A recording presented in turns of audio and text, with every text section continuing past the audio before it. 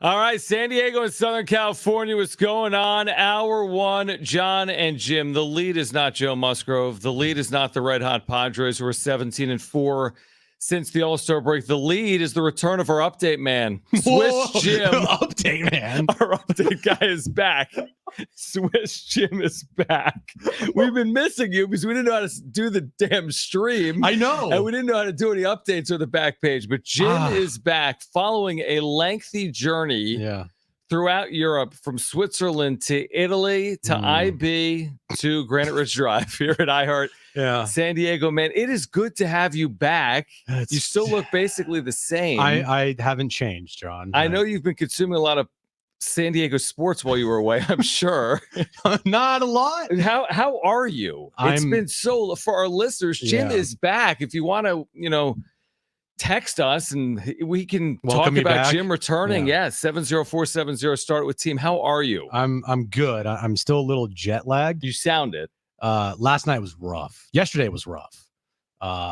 Traveling on Sunday back to the States, the States. It was a probably 24, 25 hour-ish travel day, because we left at 6:30 a.m. in Italy, which is like the day before Pacific time. Yeah, like 10 o'clock at night. Yeah, still Saturday in California.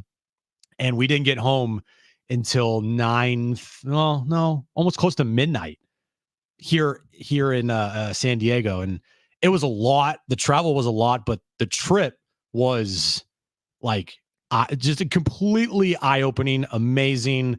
It gives me a new appreciation for things, just because of how beautiful Switzerland was, and Italy was it's become my favorite place on the planet. Like, it is so picturesque and perfect and amazing that we were talking about it on the way home. We need to get back there ASAP. Well, it's good you found a newfound appreciation for San Diego. Jim's favorite place in the world is now Italy. He's back here talking to San Diegans each and every day.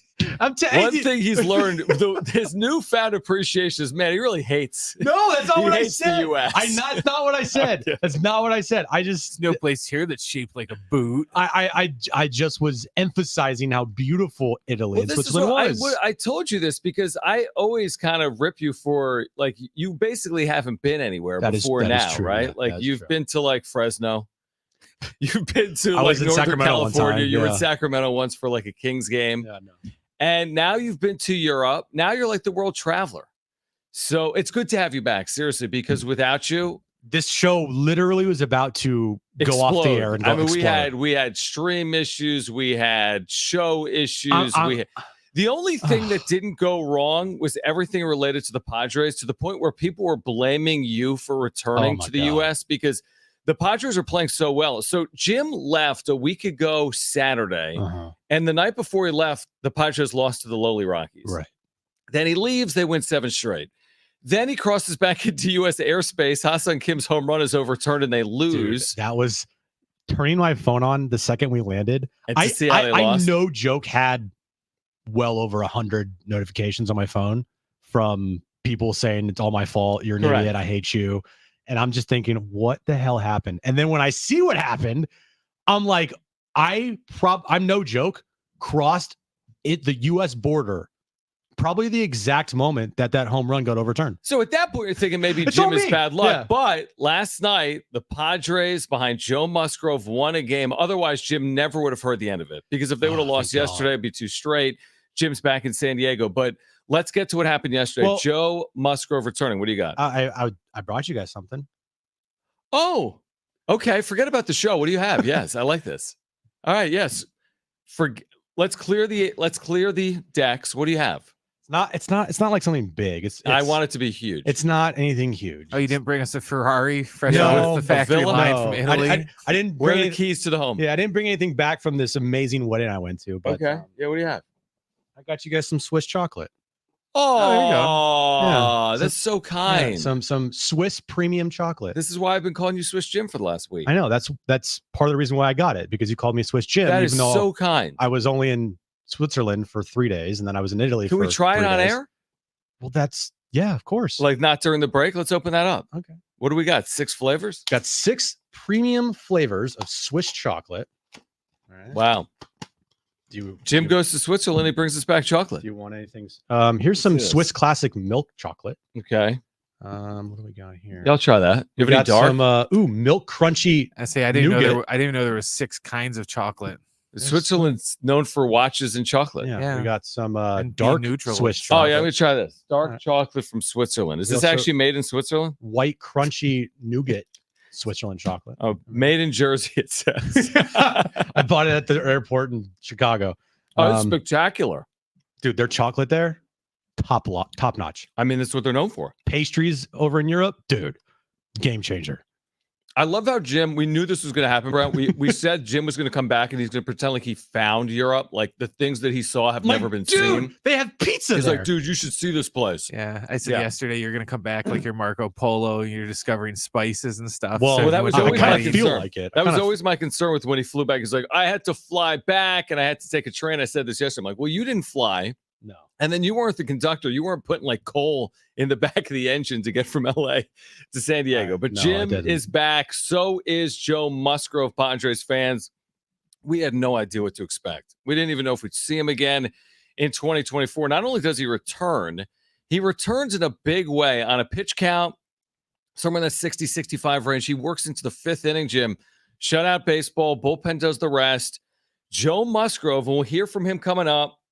We'll hear from Mike Schilt. We'll hear from Xander Bogaerts. What a big addition. We'll see what impact it makes moving forward. But for one night, big addition, big night for Joe. I thought that Joe was not going to pitch this year. I kind of had that feeling, or at least I was not trying to give myself any hope that Joe would return. I kind of was just, okay, you're not going to see Joe for the rest of the year. If you see him, to me, that's a luxury. And I didn't know what to expect last night. I didn't know if he was going to get lit up. I didn't know if he was going to pitch only a couple innings. You knew he had a pitch count limit, which was around 60 pitches.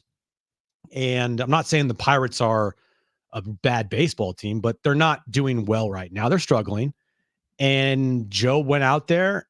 He looked pretty damn good for his first start in over 2 months. 4 1/3. Not really a lot of strikeouts, not a lot of swings and misses, but at the same time, he went out and pitched and he got the job done for the amount of pitches that he was given. Now it's about how does he feel today? How does he feel tomorrow? How does he feel for his next bullpen session? And so forth and so forth. Because one start, that's great. But you're not looking for Joe to make one start now that he's returned. You're looking for Joe to kind of finish out the year and hopefully get stronger and stronger with each start. And if he can do that, if he can get stronger and stronger with each start and be a consistent arm in that rotation for you for the rest of the season, just another big boost for this team going to the postseason run. Yeah, we'll hear from Xander Bogaerts coming up later this hour. And I think Dennis Lynn was with Marty earlier this week. And I agree with the overall assessment from Dennis and from Xander, which is like to truly reach your ceiling. And it's hard to say this because you're like, well, hold on. How are they not reaching their ceiling when they go 17-4 over a 21-game stretch? But to do it in big moments, like in October, you need Musgrove. You probably need Darvish. And you're going to need Fernando Tatis Jr. as well. Let's hear from Joe Musgrove. Again, this was 77 days in the making. From last pitching on a big league mound in May until last night. This was Joe Musgrove postgame. Yeah, man, I put a lot of work in over the last 2 months. Frustrating in part where, I didn't feel like I was incapable of throwing, but like I just didn't have good stuff. I couldn't let the ball go completely. So it took a long time to kind of come to grips with the fact that I needed to give it the time that we did. The fact that these guys played so well kind of made that a little bit easier, allowed me the time to really get it right instead of needing to rush back. It just felt good, man. I mean, this is like where I feel the best. Obviously, with the way we're playing, I want to be part of that. I want to contribute. So, yeah, it felt incredible to be back out there. Now, the pitching side, it looked like you were really sharp today. It looked like you had everything you go to. How did you feel? Yeah, physically I felt great. There's a lot of room for improvement there. I think I flashed signs of, my good stuff at times, a little inconsistent, but a lot of the things that, I look for in my outing were there. First pitch strikes, getting to 2 strikes early in the count, and just not great execution at 2 strikes at getting the ball, to the spots I want. But this is only my 3rd time on the mound since, building back. So I know that stuff's going to get sharper, but I was really happy with the way it was coming out, the command of the fastball, and the usage of the cutter. Threw a couple changeups that hadn't been great throughout the rehab process, showed up a little more tonight. So a lot of good things trending in the right direction, but, a lot of room to tighten things up still. So.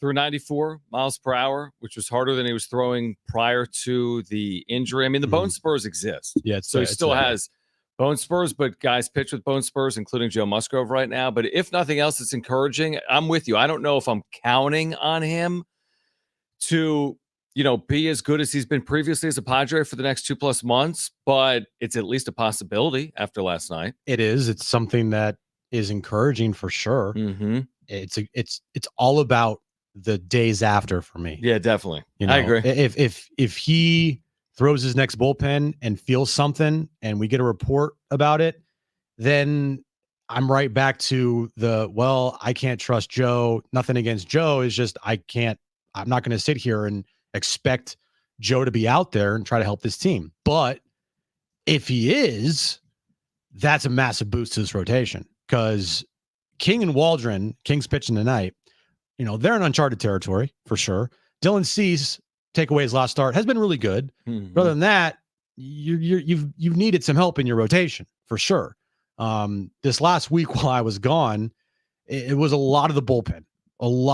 You haven't had a starter really give you length since I was gone, I think. Like Martin Perez one time, I think. That's about it. I haven't seen Martin Perez pitch, but I saw it was really good. He did it. He threw the ball to the catcher. Did he throw the ball over the plate? Yeah, and then the other team didn't really hit it. He's pitched twice. He's been good. But you bring Joe back, it's just a boost for this team. It's a boost for the rotation, and going down the stretch, like they're going to need all hands on deck. They're playing their best baseball of the season. It feels like at this point, I said this on the wrap-up show last night, it feels like right now with where they're at and how they're playing, it's to me not a question of like, are they going to make it? But more of this, like, where are they going to slot? Let's hope that's accurate. That's how I feel at this point. I feel the same way. And by the way, like you just said, they're playing their best baseball of the season. They're playing the best baseball in the history of the franchise, right. Essentially. They went 16-2 over an 18-game stretch. They had never done it. For me, it's just like, I'm with you. Like, I want to say, hey, they're going to be in the postseason, but I know how this stuff works. I'm pretty close. They're getting close to us definitively saying, you look up in 2 weeks and they've got 6-7 games of clearance on a playoff spot. They're 14 games over 500. They're in good shape, but in 2021 they were 67-49. I know, but they're trending in the right direction. Completely. 2021 they were trending in the wrong direction. I completely agree. Let's hear from Mike Schild on the other side. Also coming up next segment, we're giving away tickets to see Slightly Stupid at the North Island Credit Union Amphitheater August 24th. We'll do that in the next 10 minutes or so. 2 free tickets to see Slightly Stupid. What did Mike Schild think of the return of Joe Musgrove? Swiss Jim is back in America. It's Jon and Jim.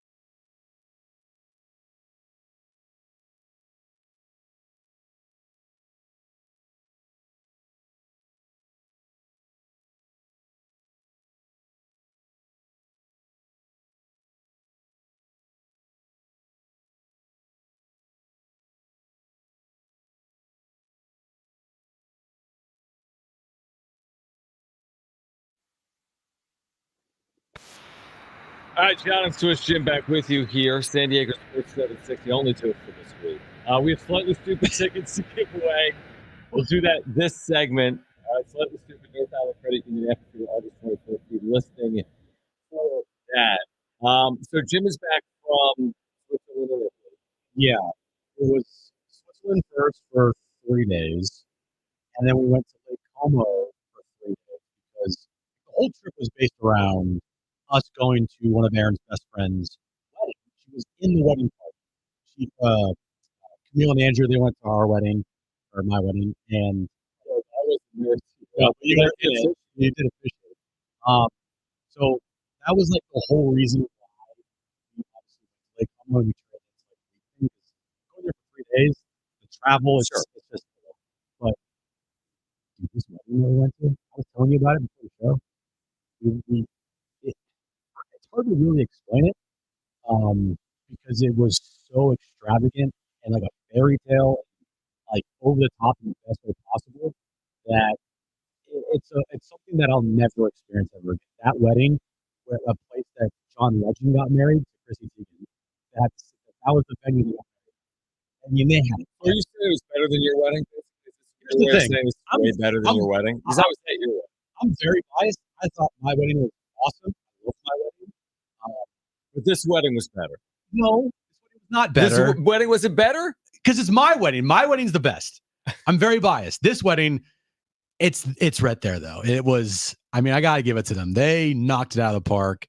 It was insane. However, where we went, just top of the notch, like service and food and alcohol and opera singers and boat rides and yacht rides. Who officiated? One of his friends. You were better. I didn't get the invite. No, you were there any jokes? No, it was very like formal. It was very formal. I think your wedding was better. Yeah, he did have a British accent, so I could have done that if you asked. I was thinking about it to myself. I'm like, I think this guy would be better. That would have been amazing. Let's hear your British accent. I don't even know how to do it. Ahoy there, matey. Ahoy there, matey. Arr, living a pineapple under the sea. John doesn't know the difference between English people and sailors. I don't know. But yeah, it was definitely a once in a lifetime experience for sure. And it's pretty much like the most insane wedding I've ever been to. A lot like the Padres 16-2 stretch over an 18-game period of time, which is also kind of once in a lifetime since they had never done it previously. Padres right now are rolling. They are the best team in baseball since the All-Star break. They're 17-4. Arizona's on their heels. I think it's 17-5 or 18-5. They're only 3.5 games out in the division. I guess the question right now is, what difference does Joe Musgrove make? Because we kind of put him off to the side and said, you know what? We can't count on Joe. But then you hear what Joe had to say. We're going to hear what Xander Bogaerts has to say about the return of Joe Musgrove. Listen to Mike Schill. Now, Mike Schill is over the moon about anything Padres related, but you hear him talk about Joe Musgrove, and I don't know if he can say anything better about anyone else other than what he said here about Joe Musgrove. Take a listen. I mean, the guys have been playing with a lot of emotion and intent, but when you get Joe Musgrove back, it takes another level. You get your cornerstone of the club back. Guy that's, means a lot to this club in a lot of different areas. And he was tremendous tonight. I said before the game, worth repeating, my respect for Joe has always been really high, and admired him from even across the field. Even back when he was coming through the ranks, you just tell he has a special gift and how he competed as well. But I really, my admiration went through the roof with Joe during the time he was down. He could easily disconnect it from the team. He's going to work hard. Joe, that's a staple for Joe. So he took his rehab. I don't take that for lightly either. He took his rehab extremely serious, very dedicated to it, which has allowed him to get back tonight. But he also really stepped up and continued to be a force in the clubhouse and a positive example and a role model and a guy that pours wisdom into people. And I'm grateful for that as well. But now we got to see him go throw tonight, and he was fantastic. I mean, he was in that 60-65 pitch range, and really everything looked good. I loved his tempo. Typical Joe, he's attacking guys, made a lot of quality pitches, and was able to, grab it out in the fifth. So good for him, good for us to have Joe back. How about that? It loves Joe Musgrove, Wow. which everybody loves Joe Musgrove. Yeah. He's out there pitching well. It does speak to the value of having a good clubhouse. Now, Joe Musgrove was here a year ago, but you know that Joe Musgrove means a lot to a team. And when a player is out, that's just like weird. You're out. It's hard to be counted on the same way as when you're playing. Like, that's hard. You detach from the team. Typically. You're there, but you're like not there, if that makes sense. Yeah, but it doesn't sound like that is who Joe Musgrove was over those 2.5 months. Like, he tried to stay attached when other players, I think, naturally, it's like you kind of take a step back. You're not doing the day in, day out battles with your teammates. But well, it wasn't a season-ending injury. It was. Although at the time, we didn't truly know if he'd be back. We still don't even know if he's going to finish this season. True. Like, we don't. Like, one start is great, but it's even better if he finishes out the year pitching well, because that's what they're looking for. They're not looking for just a couple starts here. They're looking for him to finish this thing out and help this team get in the postseason and hopefully, make their way to an eventual, hopefully, World Series. Hear me out, because like you said, I know you got to walk before you run, or there's a lot of work to be done. But like you said, they're trending towards the postseason. I agree. Yeah. Right. Obviously, where else are they trending? They're 17-4 since the All-Star break. Yeah.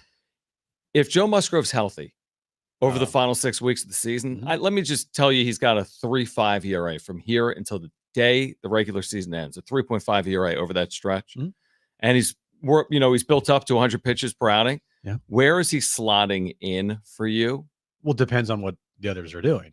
I would say if Matt Waldron is pitching like he's pitching now towards the end of the season, and Joe's pitching like you just said, like pretty solidly. Yeah. Well, then it's going to be King, Cease, and Musgrove. There's no doubt about that in my mind. You're not King and Musgrove. Yeah, you're not taking Musgrove out of that playoff rotation. I don't. That's my point. I think he's got to be one of your top three if he finishes the season healthy and effective. Yeah, if he finishes the season healthy and effective, then he is slotting into a potential postseason rotation, no doubt about it. Has to. But as of right now, you got Cease and King as your 1-2. We'll see what Joe can do for you. But if Joe can give you that boost for the rest of the season, then you feel even more confidence going into a potential postseason series with him in your rotation. What if Darvish returns? We can get into that on the other side as well. Plus, we're going to hear from Xander Bogaerts, because what does it mean to have a player or pitcher of Joe Musgrove's caliber back? Like, from a two-time champion, what does it mean to get someone like Joe Musgrove back? But call right now if you want 2 free tickets to see Slightly Stupid at the North Island Credit Union Amphitheater August 24th. Caller 5, you have 2 free tickets. Great giveaway. 877-767-4760. Call right now. 877-767-4760. Caller 5, 2 free tickets. Slightly Stupid. North Island Credit Union Amphitheater August 24th, coming up in about a week and a half. We'll hear from Xander Bogaerts on the other side. It's Jon and Jim.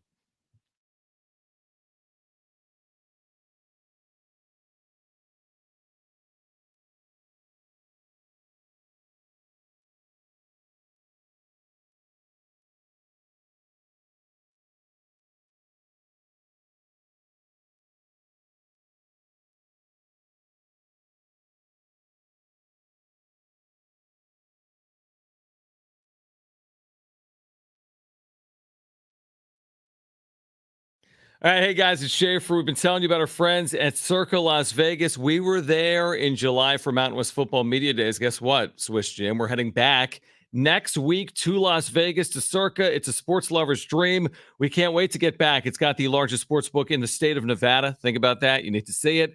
Stadium Swim is incredible. Their rooftop pools, it's 6 pools, massive outdoor video boards, and at Stadium Swim, every San Diego Padres game is on the video boards all season long. You can watch every game there across all sports.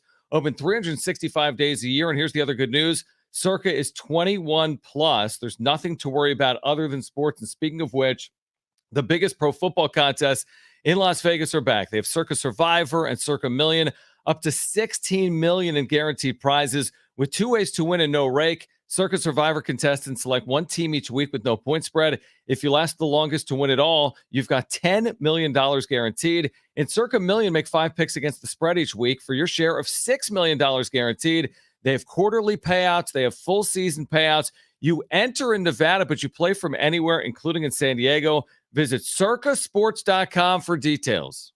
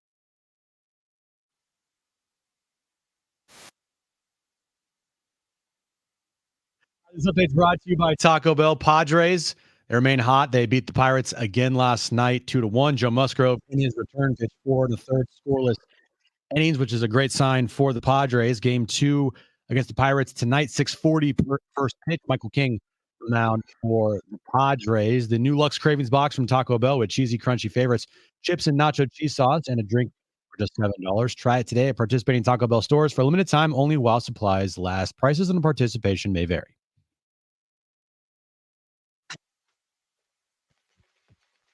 You can text us 70470, start your message with the word team. Does anyone get this? Because you know me, I don't really know movies. 858. That interview, I think he's talking about maybe Mike Schill speaking. That interview sounded like Champ from a Ron Burgundy movie. To quote, "I miss you. I miss your musk. I miss your scent." The way that Schilt was describing Joe Musgrove. Like gushing over him. Got you. Well, that's what Schilt, I mean, and that's I what get Schilt it. is. And it is Joe Musgrove. He's not talking about Bryce Johnson. No. Joe is a huge part of this franchise. Absolutely. If you totally would have cried if he was talking about Bryce Johnson. Yeah, definitely. Or Tyler Wade. He really loves him. Right. I mean, if you've watched any Padres games this year, it's Padres baseball and Joe Musgrove and Saquon. Like that is the extent season of the Padres broadcast every single night. It is baseball and it is Joe Musgrove at Saquon. Like that is it. So I'm not saying that that's the reason why he's a huge part of this franchise, but he's a huge part of this franchise for multiple reasons, not just on the mound, in that clubhouse, marketing, off the field, like every. I mean, he's from. I mean, to from be here. from here, to throw the first no hitter, and to be a true leader like that. That's kind of who he is. Like at his core, obviously, at this point in his career, he's a true leader. He just wants to back it up on field. I'm sure it's been tremendously hard for Joe Musgrove over the last year to not be out there, but he did return yesterday. So, like, what's the impact? Because we've been like, you know what? If you get him back, you get him back. If you don't, you don't. They've got a lot going that's working very well for them. Do they even need him? And then you listen to someone like Xander Bogaerts, who was asked about Musgrove and what it means from Kevin Acee. Take a listen to this. You guys did pretty well without him, but you need him. You ain't getting where you want to get to without him. So I mean, we have really good guys that fill in. Guys that can do it also. But I mean, big time, big games. It's a little different. And that's a guy that's been there, and it gets different. It's a guy that they trust. It's a guy that has been in big moments for this franchise. It does feel like a little bit of an acquisition if Joe can pitch consistently well for this team, right? Yes, but 100%. But hear me out. I think what Xander has that a lot of players don't have is the perspective of what it takes to win when it matters. For sure. Because it's like, you know what, Martin Perez, I'm just using him as an example, or like Randy Vasquez or Johnny Brito or whomever is in the back half of your rotation. These pitchers are capable of being effective throughout the course of the regular season. We had Randy Vasquez had a 5-star stretch this year. He was very good. Yeah. Martin Perez is coming over in 2 starts. Yeah. He's been very good. But in October, it's totally different. And Xander Bogaerts, if you watch this play out in the clubhouse, he knows that having someone like Musgrove and or Cease and or Darvish, it's just a cut above. It's not to say Waldron can't do it, but we've seen Joe Musgrove do it. We saw Citi Field. We saw versus the Dodgers. Yeah, right, exactly. Like we've seen it play out in real time. Xander Bogaerts has won 2 World Series. And with all due respect to Martin Perez and Randy Vasquez, I'm counting on you, Darvish and Joe Musgrove first before I'm counting on those guys. That's why you got to have these guys healthy, because it gives you a better chance to win when it matters in October. Who would you choose to win you a postseason game, Martin Perez or Joe Musgrove? It's not even a quite. I mean, I'm with you. It's the easiest. It's the easiest answer in the world. Yeah, it's Perez. Duh. No, it's Joe. 100%. And if he is, I mean, I don't think he's even close to 100%. But if he's going to go out there and give you a solid 5 innings every time out, now you obviously are going to say, yeah, you're part of our rotation if we are lucky enough to make the postseason. Even though right now we both feel that the way this thing is trending, I would be more shocked if they missed it right at this point in time than if they made it. I think it would be more shocking. How about this? Would it be more shocking if they missed the postseason than if they were the top seed in the National League? consider this. We're 3.5 games out of the top seed. We're 5 games up on being out. We're closer to the top seed than they are being out. Well, just saying that right there and Means looking at the numbers, yeah. it'd be more surprising if they were out than if they were the top seed in the whole of the National League. I mean, isn't that crazy? It is crazy. With what the Phillies and what the Dodgers have done since the All-Star break. They have not played good baseball. It's opened the door for the Padres. Unfortunately, it's not just the Padres that are right there talking. It's also the Diamondbacks right there who have played equally as good as baseball as the Padres have since the All-Star break. Yep. And like how I look at it is, yes, you're competing with the Diamondbacks, but you're not competing with the Diamondbacks for a postseason spot. You're competing with the Diamondbacks at the same time for positioning, for seeding. Right, you're not likely to knock you out. You're saying there's room for both. There's room for all three. All three are going to do it. It would be one thing if you're fighting them for the 6th seed. And yeah, every single game is elevated and means so much more. But I view it as if the Diamondbacks continue to play like this, the Padres drop off a little bit, or vice versa. Like, I mean, to me, it's about like, okay, where are they going to slot? More than are they going to make it? I completely agree. I mean, here's the thing. I said it last night. You heard me say it in the wrap-up. My only current real concern, and they'll be still highs and lows. They're going to lose another series. They'll likely have a multiple game losing streak again. If they go back to Europe, then they'll never lose again. Maybe you should. But like, here's the thing: the one thing that worries me is the overtaxing of the bullpen, the over reliance on the bullpen, and it's not because of starters. It goes all the way back to that rain delay game with the they're trying to play catch up.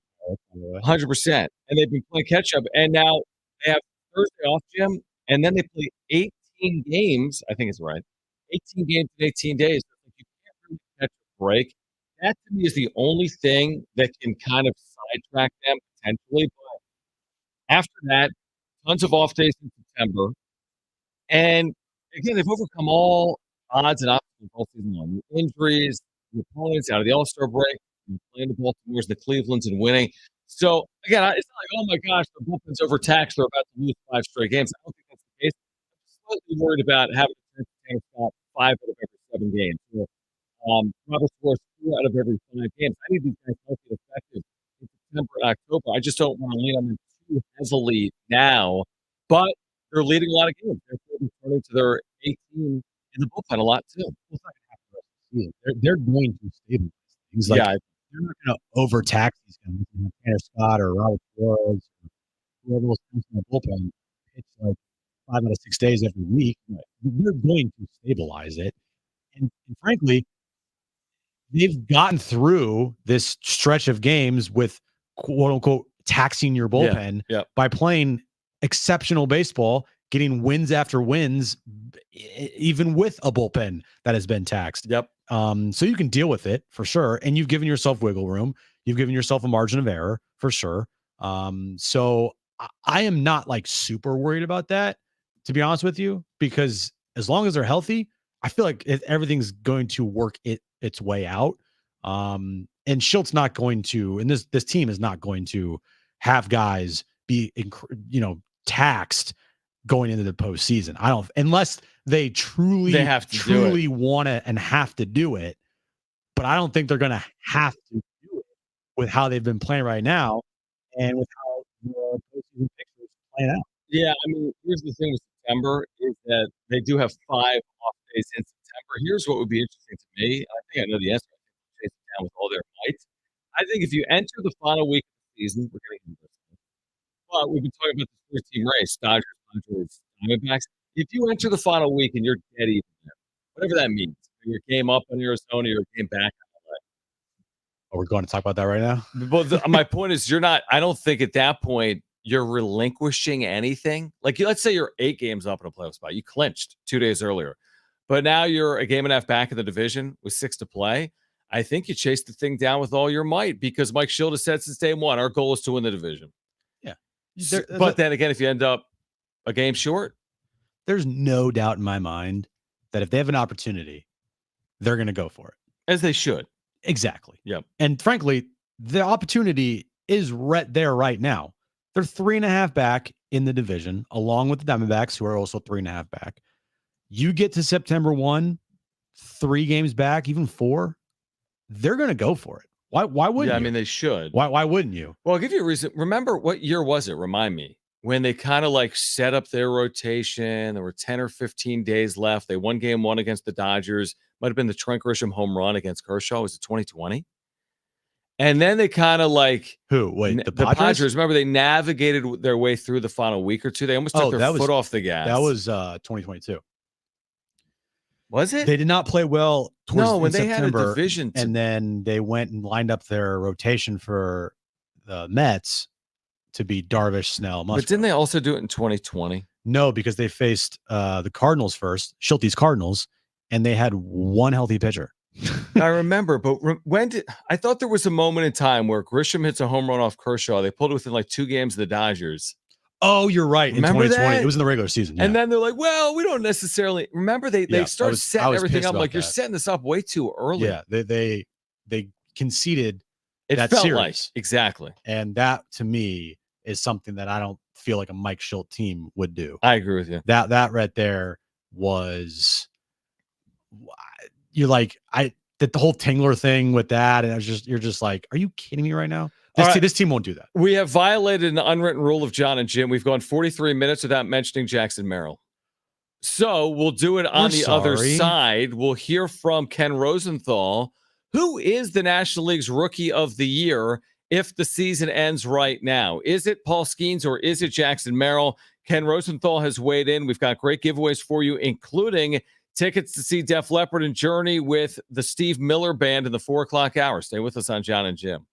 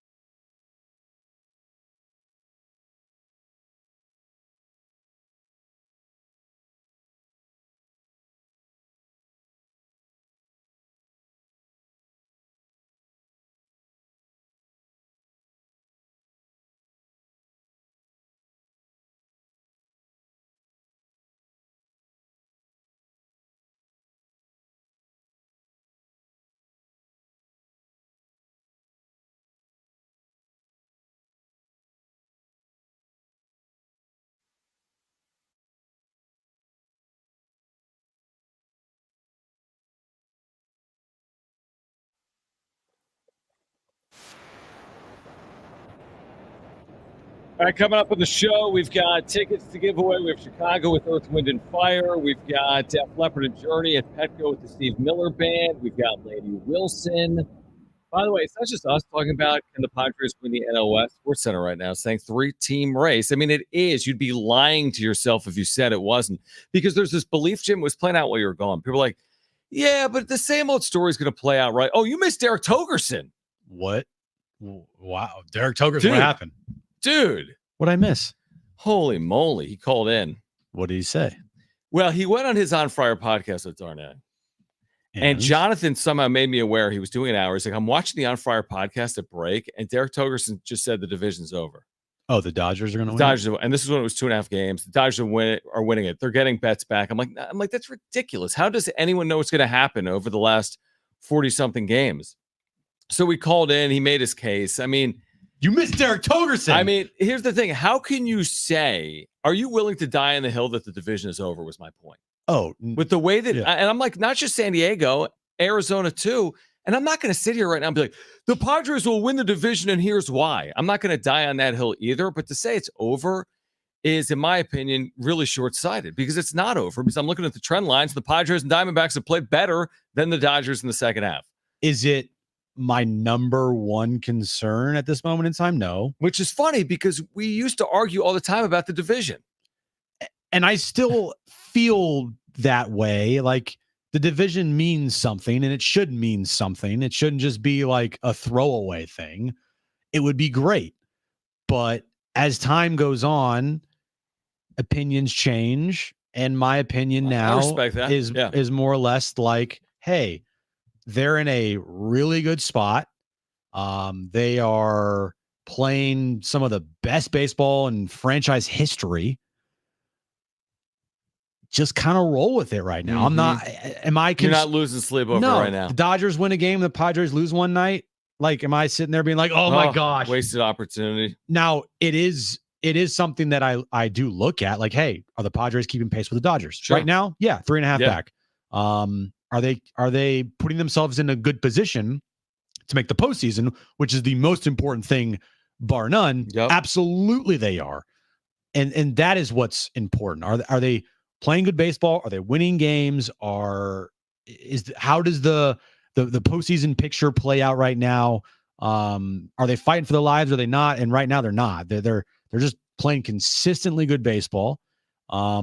Along with the Dodgers and the Diamondbacks, by the way. I mean, the NL West right now is easily playing the best baseball as a whole, minus the Rockies. They're just like the random stepchild. I actually saw it on social, but you're right. In baseball. Since the All-Star break, it isn't even close, and even the Rockies haven't been awful since the All-Star break. But are you telling me right now, because I agree with everything you're saying, is the bye so significant that you're willing to move heaven and earth to go get it? As in, by winning the division, if you can lock up one of the top 2 seeds in the National League, is that such an advantage? I mean, obviously you have one less series to win, so that alone speaks for itself. But I watch what has happened to the Dodgers the last 2 years. They get the bye, they lose in the next round. Now, other teams have won the World Series with the bye, like Houston has won a World Series with a bye. So what's the significance, I guess, of the bye? You set up your rotation, but you have 6 days off, and do those 6 days take away any momentum when you're taking on a team that just won a playoff series? It's also like, what does your team look like at the end of the season? Are you dealing with a bunch of injuries, or are you playing, really good baseball? And the mindset is, we don't want to stop. We want to continue, and we want to play every day because we're on a heater right now. Which is probably the case if you've won the division. I mean, what are the odds they win the division, get a bye, and like, man, they could really use it right now? Yeah, you're right. Because you probably have earned it. Mm-hmm. If you get the bye, you're not stumbling into it, not in this division. No. And frankly, if the Dodgers do win the division, say the Padres get the 4 seed, right? Okay. Would they? I don't know if they. Well, if the Dodgers are the 1 seed, they would match up with the 4-5. If the Dodgers are the 2 seed, they'd match up with the 3-6. Okay.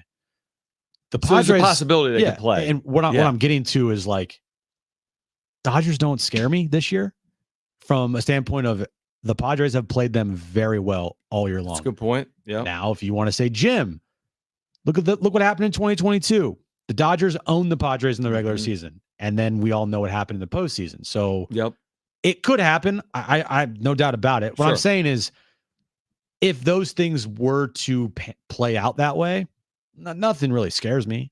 Like nothing, no team in the National League, I think, is playing to a level of like, oh my, if anything, the Padres are the one that's everyone's scared of right now, along with the Diamondbacks. Yeah, it's a really good like, point. If you're asking me who's the scariest team in the National League at this point in time, how could you not say it's the Padres or the Diamondbacks? Yeah, I'll tell you those teams are playing the best baseball. And like to your point, and listen, nothing's easy in the postseason. It's not like, yes, we got the Dodgers, we won the season series. Yeah, of course. Or not. yes, we got the Phillies. But like what's scary to me is if you don't win the division, and then all of a sudden it's like Dodgers win. I'm making this up. Dodgers win 95 games, and you win 93 games, and Arizona wins 92 games. Again, I'm making this up. Then you're facing the Arizona Diamondbacks in the opening round in the wild card series, and they've played like you've played, like 650 baseball in the second half. But again, nothing's going to be easy. Nothing's easy. But that's a possibility. Like Arizona, San Diego for a right to get LA. And there's still a lot of time left. 1/4 of the year. A lot of baseball left here. But the stretch that I've talked about forever for this season that they're in right now, they're absolutely capitalizing on it. They're doing exactly what you would have hoped them to do. They are what, John? 8-2 with 5 to play. 8-2 in this 15-game stretch. Like, that's exactly what I wanted. Everybody wanted. You wanted to see this team do, to put themselves in a really good spot to make the postseason and maybe even try for the division. 8-2 with like a 1 in 1,000 loss against Miami. I still don't understand hit a home that rule. It was then rule to ground, rule double. We talked about obviously. That game to me feels like years ago, just because of it really does. Travel. It honestly, it feels like years ago to me too, because they're playing so well. You can live with it. It's a complete blip when you're playing well. When you're playing poorly, you're like, oh my gosh, nothing's going our way. Yeah. Like we needed that to get out of a rut, and we even lost despite that. But they're playing so well, it's a complete blip right now. And what they have done. Like, remember early in the year when all Schulte was doing was talking about winning series, and then it would bite him in the ass because they would lose like 4 in a row, and it would negate the series that they won. Well, what they've done now is put themselves in a position where really all that matters is just winning series. Because you win series, you're going to continue to gain ground, and you're going to continue to make your record better and better and better. Because they've done like the hard part, winning 7 in a row, winning 17 of 20. Like, that's hard. So now it really is about just, hey, take series. You take series and you feel really good about yourself. You're not looking for this team to rally off 10 in a row to get back in it. They're already in it. They're in it, and they're in a really great position. Just win series, and the division will be there for you potentially at the end of the year. And I agree. If you win series, the division is possibly there. If you just play 500 baseball for your final 42 games, they're in. You're likely in. Probably. You'd have to have a number of teams play well better than you. You got a 5-game lead in that wild card race right now. All right, on the other side, we will get to the wrap at the 4 o'clock hour. We've got a great giveaway for you, Def Leppard and Journey for the Summer Stadium Tour at Petco with the Steve Miller Band. Plus, you're going to hear from Ken Rosenthal coming up on the National League Rookie of the Year race. It's hour 2. Jon and Jim, stay with us.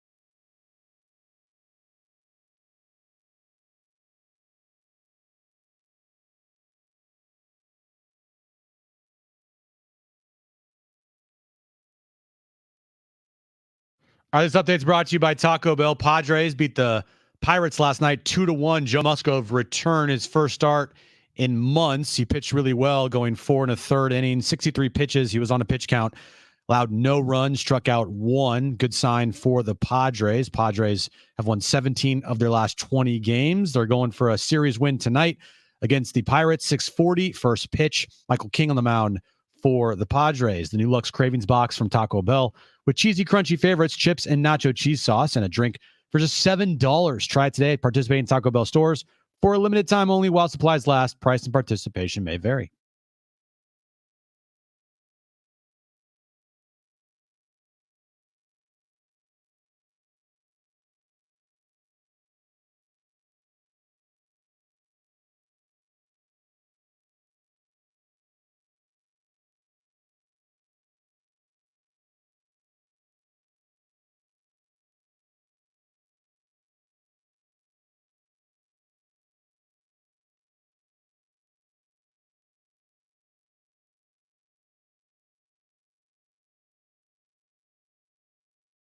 All right, San Diego and Southern California, what's going on? Hour 2 of Jon and Swish Jim. He is back from a European vacation unlike any other. It really was. Had Nutella.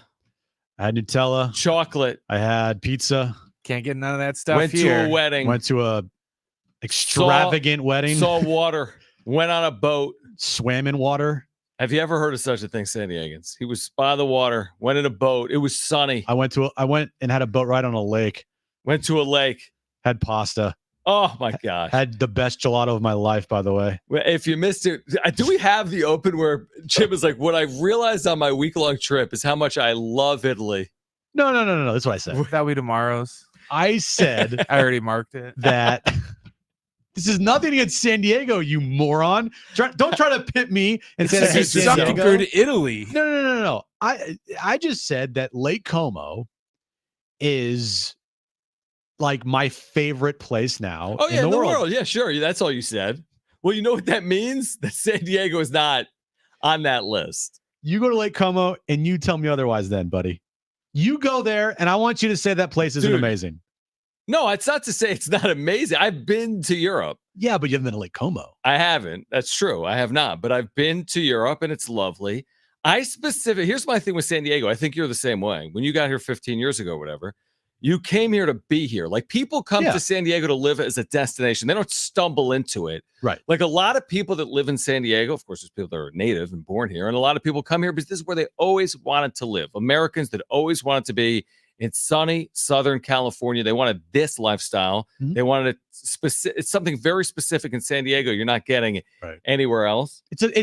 What I'm trying to say is for a vacation spot to go on a vacation.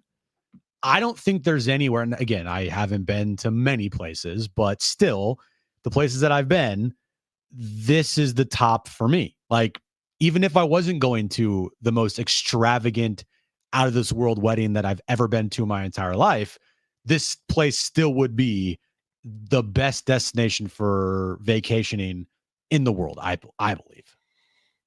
Very controversial. All right, we can react to that. 704-770. Controversial about it. I'm kidding. It's not controversial. Did you get a job with the Italian Board of Tourism? Yeah, seriously. I wish I did. Yeah, honestly. Switzerland ain't bad either, by the way. That place is also kind of awesome. Listen, you should honestly. You know how we do Swiss a wrap chocolate. up. We do a wrap up show, right? Yes, and we do. do. I have an Aztecs YouTube channel. I've got a wrap up show YouTube channel with you. We've got Jon and Jim. You could start an Italian wrap up show. Cricket or no? I don't know. What soccer? They had like what's it called when they hit the ball? Baseball? No. Highlight? No, it's not cricket. It's polo? No. That's the worst description ever. What's it called when they hit the ball? A lot of sports you hit the ball. It's like golf putting, but it's not.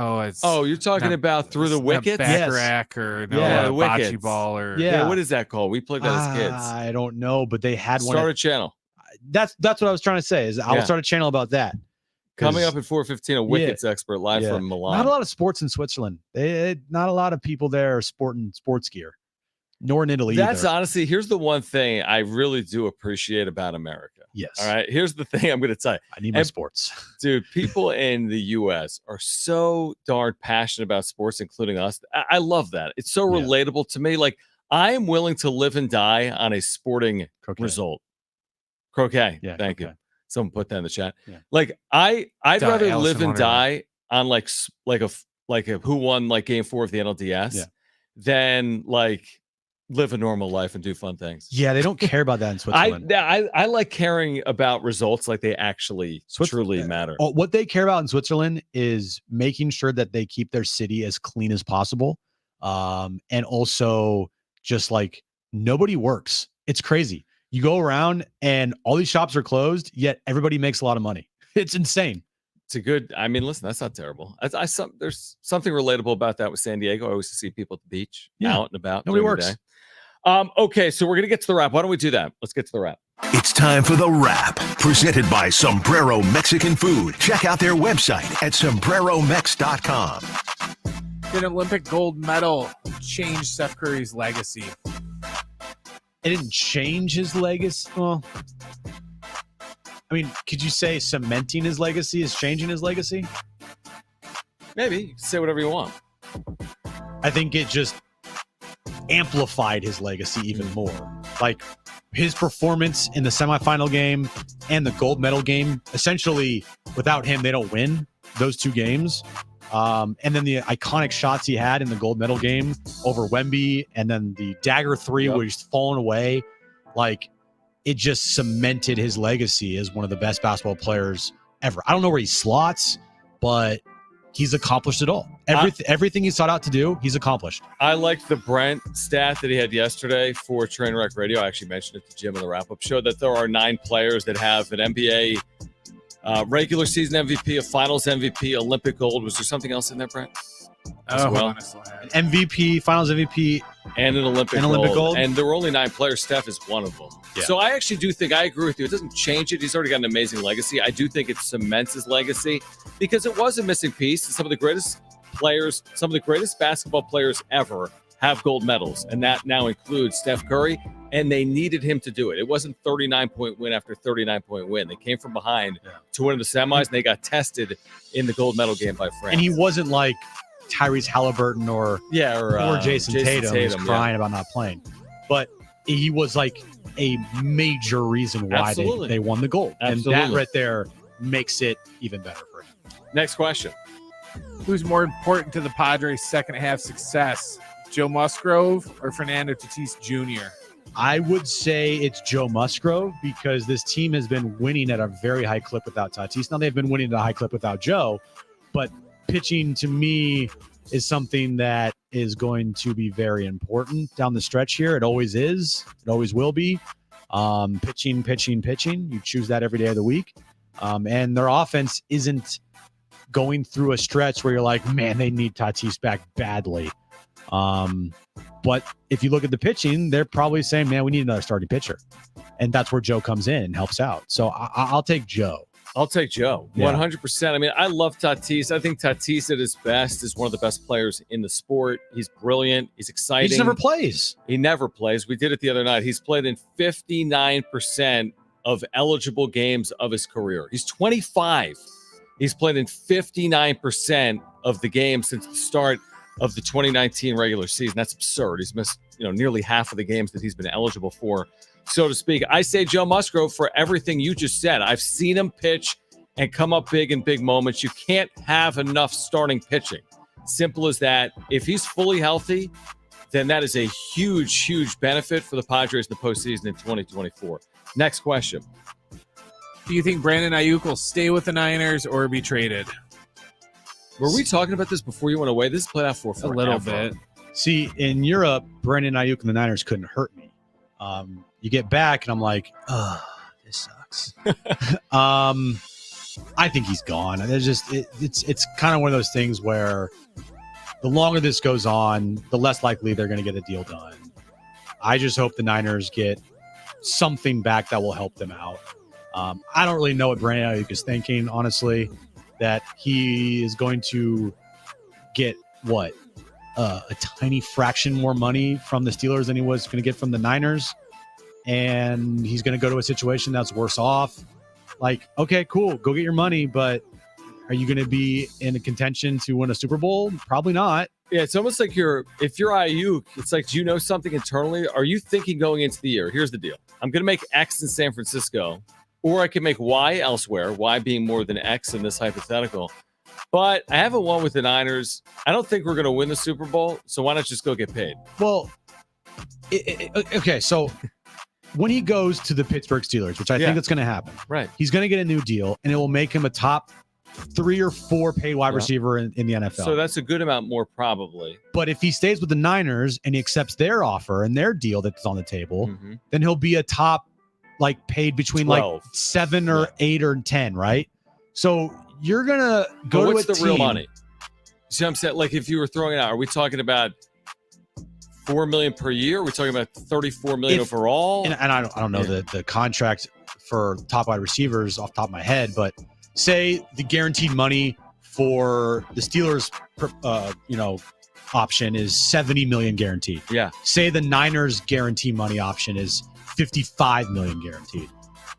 Is it that? I mean, is that a huge money gap there where you're like, I got to get out of here? No, I get it. What you're saying, and for me and you, I'm like, okay, but dude, the real money difference is $15 million in your hypothetical. I mean, that's a lot of money. $15 million, and it's also a place where you have the better chance to win. I agree with that. I don't know. What's the value of winning? How much of it is about money? How much is it about winning? Some people have different priorities. Honestly, most of these athletes would prefer to make. I mean, look at Devontae Adams. He chose to take the money from the Raiders, and if you watch the Netflix documentary, he wants to get the hell out of Vegas. Right, money's only worth so much. It's a good point. Yeah. Once you have it, you have it. Yeah. And how much is too much? It's a good point. Yeah. Next question. Who has been the Padres MVP? Well, we haven't talked about him yet, and I heard that's like a rule that we have to talk about him in the first hour of a show, and that's his name is Jackson Merrill, John. Jackson Merrill. We didn't. You're right. Yeah, we did not talk about one Jackson Merrill. It could be said that Jackson Merrill has been the MVP of this team, and he's the most important player. Like, he is the most clutch player on the team. At times this year, he has carried this team. The upgrade that this team has got from center field compared to last year is night and day. He plays every day. He brings an energy to the team that was desperately missing last year. I mean, Profar has been amazing this year. Dylan Cease with his no-hitter, he's been really good. Robert Suarez has been great for this team. Manny Machado has played really well in his last 50 games, but from day one, Jackson Merrill has just been the consistent in center field, and what he's done of late, the clutch hits after clutch hits after clutch hits. I mean, I'll make an argument for Jackson Merrill. I mean, I would agree. It changes every week, by the way, it feels like. Because one week it's Profar, the next week it's Manny, next week it's Merrill. But, I mean, Merrill's been pretty damn good all season long. Well, just look at it like this. A year ago, your center fielder hit a $198 in Trent Grisham, and people kept telling me about his defense. Yeah, stop. Well, his defense is so special. No, it actually had no value. None. And then Jackson Merrill this year has an 800 OPS. And a year ago, Trent Grisham had a 666. Okay, a 666 OPS. The night and day difference in center field is a big reason why the Padres are where they are. Simple as that. And Jackson Merrill, you could absolutely argue, has been this team's most valuable player in 2024. More on that race, not for MVP, but for NL Rookie of the Year, because a week ago it appeared to be wrapped up. It was Paul Skeens, right? Well, have things changed or not, Ken Rosenthal on the National League Rookie of the Year race. Plus, this hour, someone's winning tickets to see Def Leppard and Journey at Petco Park with the Steve Miller Band. We'll hear from Ken Rosenthal on the National League's Rookie of the Year race next on Jon and Jim.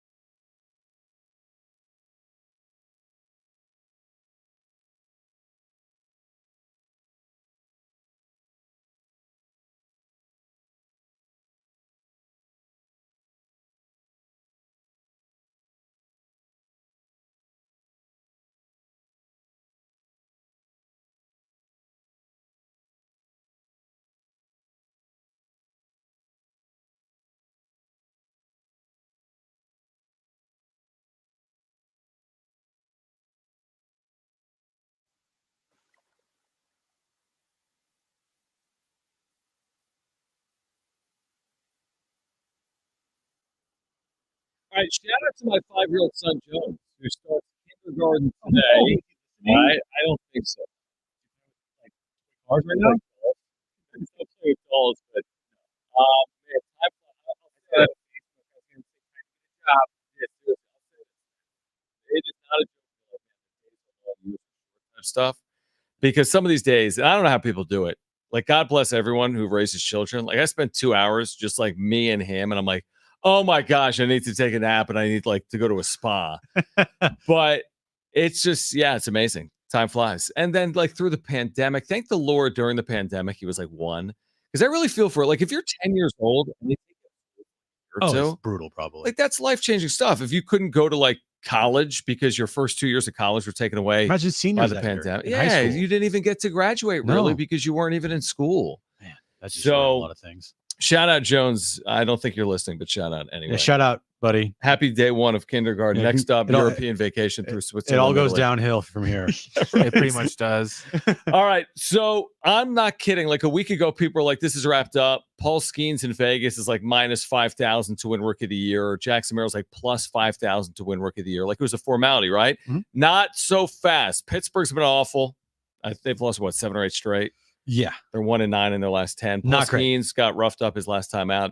And Jackson Merrill's been the best player on planet Earth, including Switzerland and Italy. So Yeah, he's here really was good there. Ken Rosenthal, Foul Territory Podcast. How do things stack up right now in the National League? Ken, I know you're not going to tell us who you're going to vote for this year, but NL Rookie of the Year is getting interesting now. Everyone thought it was Paul Skeens runaway or Shota Imanaga at the beginning of the year. But there's a guy out in San Diego that's kind of creeped his way into that talk. So if you had a vote, which I don't even know if you do because you won't tell us, would you vote for Skeens, Imanaga, or Jackson Merrill? First of all, I don't know if I have a vote yet in that category. We have not gotten our assignments. So that's number one. Number two, I would say that we'd have to wait until the end of the season. It's only fair. That's when you judge the entirety of a campaign. But given all of that, AJ, my preference in this case, much as it is for an MVP, is for the position player. And particularly when you see what Merrill has done lately, last night's game-saving catch, all the game-tying and go-ahead home runs, just the clutch play that he has given the Padres, who have surged remarkably in recent weeks. He, to me, is a remarkable story. And if you look at where he was going into spring training, he had played only a little bit above A ball. He had never played center field, and yet he made the opening day roster as a center fielder, has had some ups and downs offensively, but my goodness, he's probably a guy who's going to get some MVP votes now. Now, this is to take nothing away from Skeens, who's been brilliant, but I suspect he's going to be shut down at some point before the season ends. And remember, he didn't arrive with the Pirates until early May. Imanaga has been with the Cubs all season and has been terrific. And there are a lot of other National League rookies as well doing outstanding things. Jackson Churio, Mason Wynn, you can go right down the line. But if you're asking me, if I had to vote today, I would vote for Jackson Merrill. So I was like a month ago, maybe. I forget exactly when, but we had a conversation. We were at the Naughty Barrel. Yeah. And it was about this very topic between Paul Skeens and Jackson Merrill. And I think we both said, like, yeah, at this point in time, it would be hard to envision a guy with a sub 2 ERA if he finished off the year around a 2 ERA, not winning the National League Rookie of the Year. And oh, by the way, it's Paul Skeens, Correct, who has all the hype in the world around him. But guess what? Things change, opinions change. A lot of stuff has happened since then. And I also believe we said it, Jackson Merrill could get into it and win it if he did something extraordinary, or if he just kind of blew the doors off of everybody and had these great numbers and had around, 25, 30 home runs. And then it's going to be hard to say, yeah, Jackson Merrill is not going to win it if Paul Skeens had a drop off. We're at that point where Jackson Merrill has done the extraordinary things of late. He's putting up the numbers. I mean, he could have close to 100 RBIs, 25-ish plus home runs. He could have 15 to 20 stolen bases. He could have 800 plus OPS. No, by the way, I mean, with his defense that he's played this year, who says he can't win a Gold Glove as well? And he's the clutchest player in the sport. That you know, too. and like it's like, what do you do when the lights are brightest? And by the way, I don't think nationally baseball is paying attention to it like we have been locally. We keep screaming from the top of the mountaintops from the Alps. Yeah. Like, look at Jackson Merrill, because all the attention has been on Skeens because of the fact that, listen, it's fair. First overall pick, Livy Dunn. Like, it's a part of the, and he's been very good. Right. So that combination nothing has gotten him a lot of praise and a lot of national attention, where a lot of people have been slow to notice what Merrill has been doing. But what Merrill has been doing, and I think I said this last night in the wrap-up show, I've been saying it on Jon and Jim, it's completely fair right now, even if you're fully unbiased, to be like, Merrill has had a better year than Skeens. As the position player playing every day, with the clutch hits he's had, with everything you just detailed, it's fair to say Merrill's year is near identical, maybe better, maybe slightly worse. It's right there is the point with Paul Skeens. And what Ken Rosenthal just said is the best point. And we've said this before. Skeens is going to be shut down. Yeah. They're out of it. They're going to shut him down. This is a classic example of, like, he did everything early, but can he close? And that's where Merrill is going to be able to do it over 162. Skeens, all the attention in June. But what's it going to look like in September when Merrill maybe is still playing this type of baseball? And that's when I think he can win it, potentially. And if Jackson Merrill somehow didn't win the Rookie of the Year, it's not the end of the world, Padres fans. It's really not. Will we talk about it, and will people be outraged and quote outraged? Like, yeah, of course. You're going to see some people on social media, probably in the media, getting really, fake upset about it. But the most important thing is this team's, how they're playing and going to the postseason. That's the first thing that matters. If he wins the Rookie of the Year, that to me is like icing on the cake. It's like the cherry on top. That would be a great accomplishment, but it's not the end all be all. Even Jackson Merrill said it. He says the right things all the time. Like, hey, I don't care. All I care about is winning baseball games. Yeah, his exact quote was, "I don't give an S." Yeah. And then yesterday, Brent played it yesterday. I forget what he said. Something about, like, screw that. Yeah, it would be something that would be an amazing accomplishment. And I'm sure, Eric Grupner would love it. So he'd market the hell out of it and make bobbleheads forever. All right. Mug giveaways. Yeah. But the most important thing is this team winning, this team going to the postseason, and making a push for the World Series. I mean, right now, if I said this team wins the World Series, but Jackson Merrill doesn't win the Rookie of the Year, if you're not taking that, I don't know what to tell you. No, everyone's taking that. The question is, to use like your cake analogy, can you have your cake and eat it too? Can you get Rookie of the Year? Can you get in? Can you make a run? Can you get it all? And by the way, pitchers have won Rookie of the Year before. Pitchers have won MVPs before. Yeah. So to bash Paul Skeens and be like, yeah, he's not a position player. Like, okay, how many times has a pitcher won Rookie of the Year? I'll give you the most compelling argument as to why it matters on the other side. It's an amazing argument. I'll tell you why it matters. Why what matters? Oh, why Rookie of the Year matters. And I'll tell you on the other side. Plus, this hour, your chance to win great tickets. We've got tickets to a show coming up at Petco Park this hour during Trainwreck Radio. Def Leppard, Journey, Steve Miller Band, Friday, August 30th at Petco Park. We'll give away tickets for that coming up. But why does it matter for the Padres? We'll share it next on Jon and Jim.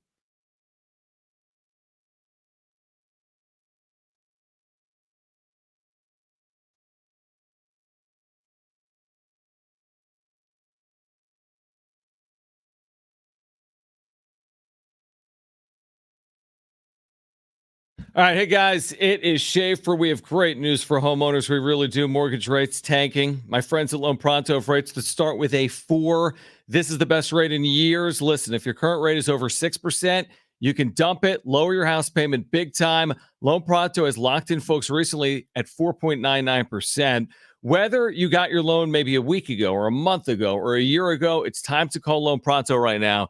Even if you're in the process with another lender, stop now, call Loan Pronto, ask about their zero-cost rate reduction home loan. You can lock in a lower rate with no closing costs in a matter of days with almost no paperwork and usually no appraisal. And if you act now, you can even skip your next 2 house payments. Call now. Loan Pronto can give you a rate quote in minutes with no hard credit pull and no upfront fees like those other guys. Here's the number to call. You can call right now. 619-207-4336 or loanpronto.com, 207-4336. Equal housing lender, NMLS 1661781 on approved credit, NMLSconsumeraccess.org.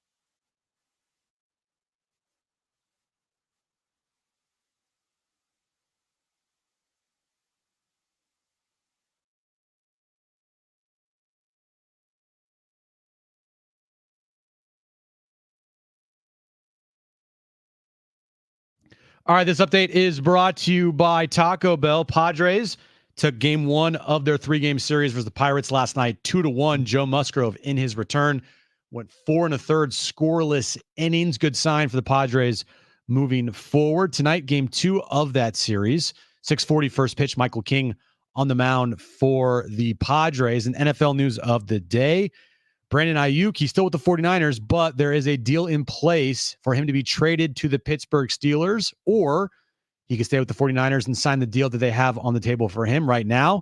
It is just wait time to see what Brandon Ayuk and the 49ers will do. The new Lux Cravings box from Taco Bell with cheesy, crunchy favorites, chips and nacho cheese sauce, and a drink for just $7. Try it today at participating Taco Bell stores for a limited time only while supplies last. Price and participation may vary.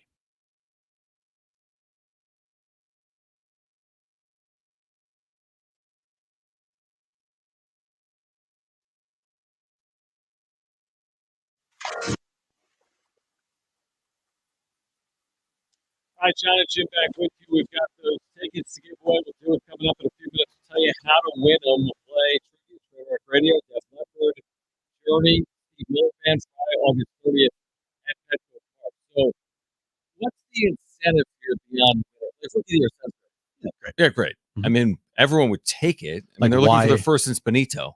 Yeah, like why? But why does Jackson- it matter beyond Jackson? And I'll tell you why.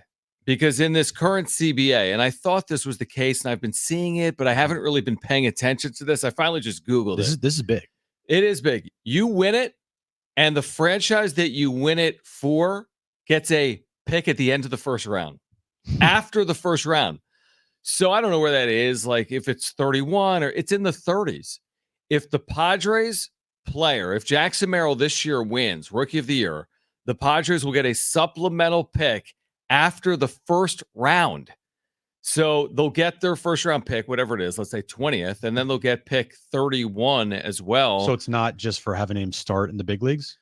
No, there's an incentive there as well with the CBA. It gets more incentivized, Okay. re-incentivized for the team that has the player win Rookie of the Year, which again encourages teams to have players up early Because if their player is up, they may be able to win Rookie of the Year. And if they win Rookie of the Year, the teams get an extra pick as a result. See, that's not really something I even pay attention to. Either had I. That's part of the new CBA. It's only been going on for a couple of years. Like, I'm not going to sit here and have CBA talk on the radio. No, but a first-round pick. That's huge. That is big. You know, I mean, we'll take that. I mean, Jackson Merrill's a former first-round pick, so you would take a compare. I mean, I don't know what he went overall. He went in the late 20s. Perfect. So you're getting a pick in the early 30s. Yeah. He is like Preller's, I guess, like triumphant. Yes, first-round pick. I mean, he is everything that Preller has ever wanted with a draft pick. Draft, develop, big leagues, all-star, potential Rookie of the Year, clutch, superstar player, like everything that you would hope for as a GM to get out of a first-round pick, or really any of your draft picks, is what AJ's got here with Jackson Merrill. Yes. It has been an absolute home run from the second he broke big league camp to make this team this year. As a center fielder, as a 20-year-old, you could not have asked for anything more from this kid. He's special. He is a budding superstar. He is a guy that in a couple years, I think is going to be the face of the franchise, or has potential to be the face of the franchise. Even with guys like Manny and Bogarts and Tati on this team, you could see Jackson Merrill be the guy that is on the front of every billboard. He's the guy that has all the giveaways. He's the guy that has you see the most jerseys in the stands. Like, it's hard to think that he's going to overtake Machado in that sense. But if he what like he's this, doing right now, like one of your own, one of the homegrown talents, which in any sport, that's you gravitate as a fan to those players more than anything. Yeah, I think Jackson Merrill could be the face of the franchise easily here in the near future. I was going to say, I think sooner rather than later, because the truth is, like, a player like Manny Machado, as valuable as he's been, you hate to put it like this, but like, he's not getting younger. No. And so all of a sudden, like, the crossover from your 21-year-old to your 32-year-old, like, that happens quick. Like, if Merrill does this again in 2025, he's quickly becoming towards the top of the most marketable players on the team. And here's the other thing. This is where I'm going to give credit to AJ Preller. He traded everyone away. He could have traded Jackson Merrill too. And I'm sure there were a lot of deals on the table that included Jackson Merrill. Including for Juan Soto. Now, James Wood might be a brilliant player. He's put together actually a very nice first month or so in the big leagues. He could be a great player. He might be better than Jackson Merrill. He might not. That'll play out over years. But everything that I know right now, holding on to Jackson Merrill is as important as anything else he's done with his system over the last handful of years when he's moved off pieces and brought in major league talent. What if he would have moved this player that's become this crucial piece? Now, we don't know if this is going to continue. We don't know if this is a flash in the pan or if it's a 10-year career of success in a Padres uniform, but I got to give AJ Preller credit for not just drafting him, but developing him and holding on to him when seemingly everyone else has been traded away over the last 4 or 5 years. Yeah, everyone. Yeah, this year, Preller has done a fantastic job with everything that he's done with this team. Jackson Merrill, to me, is top of that list. No doubt about it. Having a 20-year-old player who hasn't had much time in the minors up to this year start a new position for you that he's never played for in his professional career, and then put up the numbers that he's putting up. If he struggled this year for a prolonged period of time, I must have missed it. And if he has and did, he quickly turned it around. He hasn't gone in like prolonged slumps. And if he has gone in prolonged slumps, he has found a way to snap out of it fairly quickly. I don't think it's really been that prolonged. There's been a couple of times, like all players, we've talked about 10 games where he's hit 181. But all players have I'm hit talking like 181. 2 months. Like, I'm talking about the rookie wall. Remember the articles like from Dennis Lin, like the inevitability, and he was right. Like, what happens when he struggles? How do they get him out of it, and how does he respond? Well, the answer has been swimmingly, beautifully. The response has been great.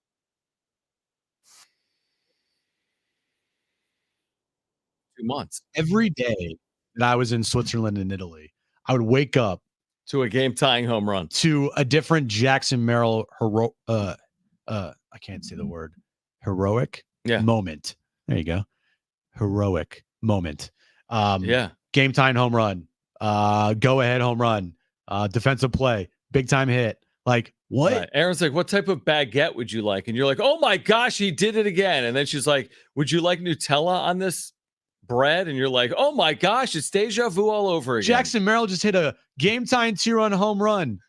Would you like a coffee with that? Exactly. So, no, you're right. I mean, it got to the point when Ha-Sung Kim hit the home run that wasn't, and I know it wasn't Merrill, but from like a clutch perspective where they were doing this thing every single day, you're like, this is truly incredible. We're at the point in the season where like this team is never out of anything. And I credit Jackson Merrill for a lot of that. It feels like Merrill has led the charge with the Padres never being out of games. Because what he does is he gives you a great at bat almost every single time. He's never going to give in. He's always going to go up there looking to get on base or give the team what they need or just fight. I mean, if they're down 8-1, I feel like he's going to go up there and he's going to put together a really good at bat for you. A lot of times with this team over the last year, right? They're down 8-1. Guys, It's over. You know, he's getting Right. Yeah. But that's not Jackson Merrill. He just has a different DNA about him where he's going to go up there and he's going to fight every single at bat and give you a great at bat more often than not. And I feel like that kind of rubs off on a lot of this team. It's an amazing rookie year. I mean, it's so easy to question what they tried to do and for it to work to a T, to be executed perfectly. Obviously, most of the credit goes to Jackson Merrill, but you have to deliver credit to the organization, as we have, for the way this all works so beautifully without any issues. The fact that he went from infield to outfield, from left to center, and there's no skipped beats. In fact, they're much better. I mean, from Trent Grisham to Jackson Merrill, you talked about it last night on the wrap-up show, is, if it's not a 180, it's a 179. It's a complete changeover in center field. And just organizationally, like Merrill's a leader for this team as a 21-year-old. Not the leader, but he's a leader, a big part of this team. Trent Grisham was an afterthought on that team, unfortunately. Like what Jerkson Profar has done this year has given you the production that you had from Juan Soto last year. He's been more clutch than Juan Soto was last season. Yeah, you're right. But the overall production and the overall numbers didn't skip a beat from last year to this year. The things that Jackson Merrill's doing offensively are things that Trent Grisham can only dream of doing. And that, to me, has been the biggest boost for this team this season, is the production and just everything you've gotten from Jackson Merrill in center field. Absolutely. That to me has been the absolute game changer of this team. Kind of unlocking them. Yeah, kind of. It does feel like that offensively. And if Tatis can ever stay healthy and get back, I mean, you have 3 All-Stars. Three All-Stars in the outfield, and you have 3 guys in the outfield that all can produce for you. All right, call right now if you want 2 free tickets to see Def Leppard and Journey, the Summer Stadium Tour with special guest, the Steve Miller Band, Friday, August 30th at Petco Park. First 2 callers, contestants for Trainwreck Radio. It's trivia. It's back.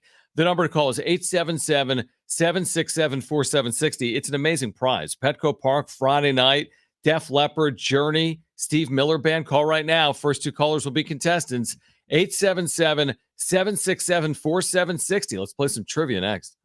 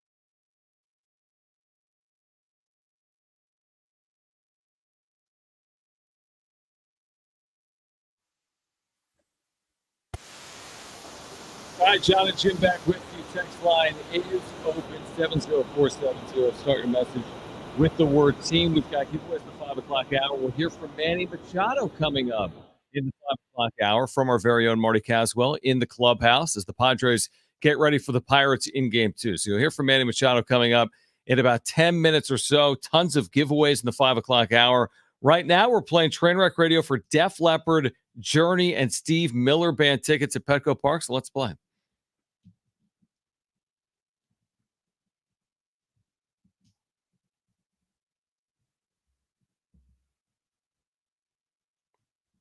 All right, 3 questions, 2 contestants, 1 lifeline. Today's 2 contestants, we have Victor and we have Terry. Victor, you called in first, so you have your choice of Jon or Jim. Who do you want to go with?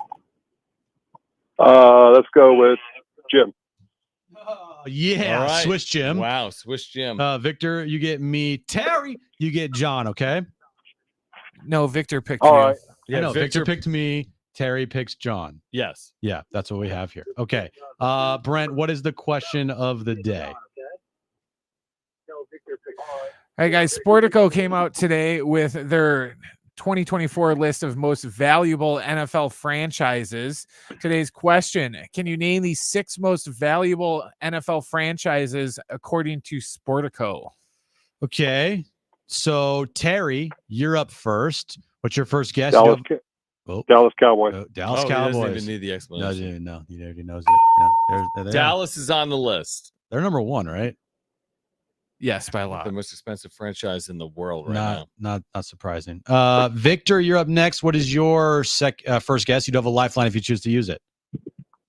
New York Giants.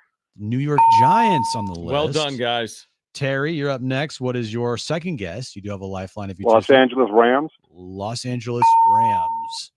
Good job there. Victor, back to you. What's your second guess? You do have a lifeline if you want to use it.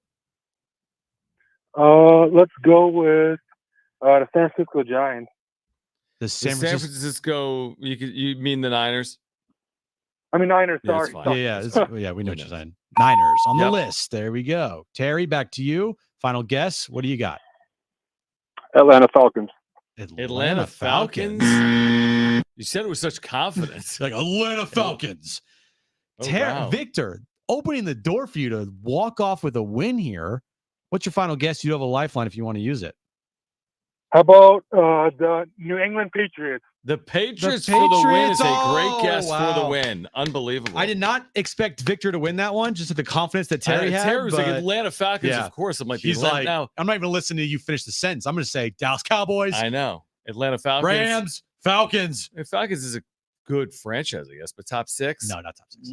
They're not even top 10. Oh, they're not top 10. All right. Who's in the top 10? Is the second team in LA on the list? No way. No. Tenant? Come on. No, I have the top 10. Do you want to guess? I got one that's definitely on the list. The other New York football, the Jets are on the list of New York, but the Chargers are fake in that list. Like, you're no way. They're not going to let them be top 10. No. Do you have a guess? We said Niners? Niners, said Rams, Raiders. Yep. Oh, no, they're top 10. Okay, top 10. I don't know. Okay, so top 10. Dallas is number 1. $2.32 billion they're worth. 10.32, yeah. 10.3. Then the Rams are next. They're only 7.79. Then the Giants, then the Patriots, then the Niners. The Jets are 6. The Dolphins are 7. Jim's Eagles are 8. A what? The Raiders are 9. And this was kind of surprising. The Commanders are 10. Washington. Yeah. They just got bought. So yeah, they did just get bought. Kind of get Which one of those teams will your friends that just got married in Italy be buying? Well, if I know them, they're probably going to buy both like New York teams. The Rams and maybe the Giants. Okay, Rams and Giants. Rams and Giants. Why not? Yeah, have one on both coasts. Yeah, that's probably smart. All right, we are going to hear from Manny Machado coming up. Manny Machado getting ready for Game 2 of this series. So we still actually have a minute here. But yeah, Manny Machado talking with the media earlier today, including our very own Marty Caswell. Here's what we're also going to do, Jim, in the 5 o'clock hour. You know Chicago, right? Not just the city, but the band. Chicago, the band. The band. We have tickets to give away to see Chicago. I'm like, where are you going with this? Do I know Chicago? Earth, Wind, and Fire. We have tickets to give away to see Chicago with Earth, Wind, and Fire. We also have tickets to give away to see Lainey Wilson at the North Island Credit Union Amphitheater. So 2 giveaways. That's right. 2 giveaways for you in the 5 o'clock hour. Plus, we're going to hear from Manny Machado. Plus, can the Padres keep this thing rolling? And they've won every series since the break, right? Yeah, they've won every series. Obviously, they're 17-4. 17-3 or 4? 4. So they've won every series since the break. Can they win another by winning here tonight? We'll get back into it on the other side. Padres and Pirates game 2 coming up at 6:40. Manny Machado from the Clubhouse on Jackson Merrill and more coming up as well. It's hour 3 of Jon and Jim next.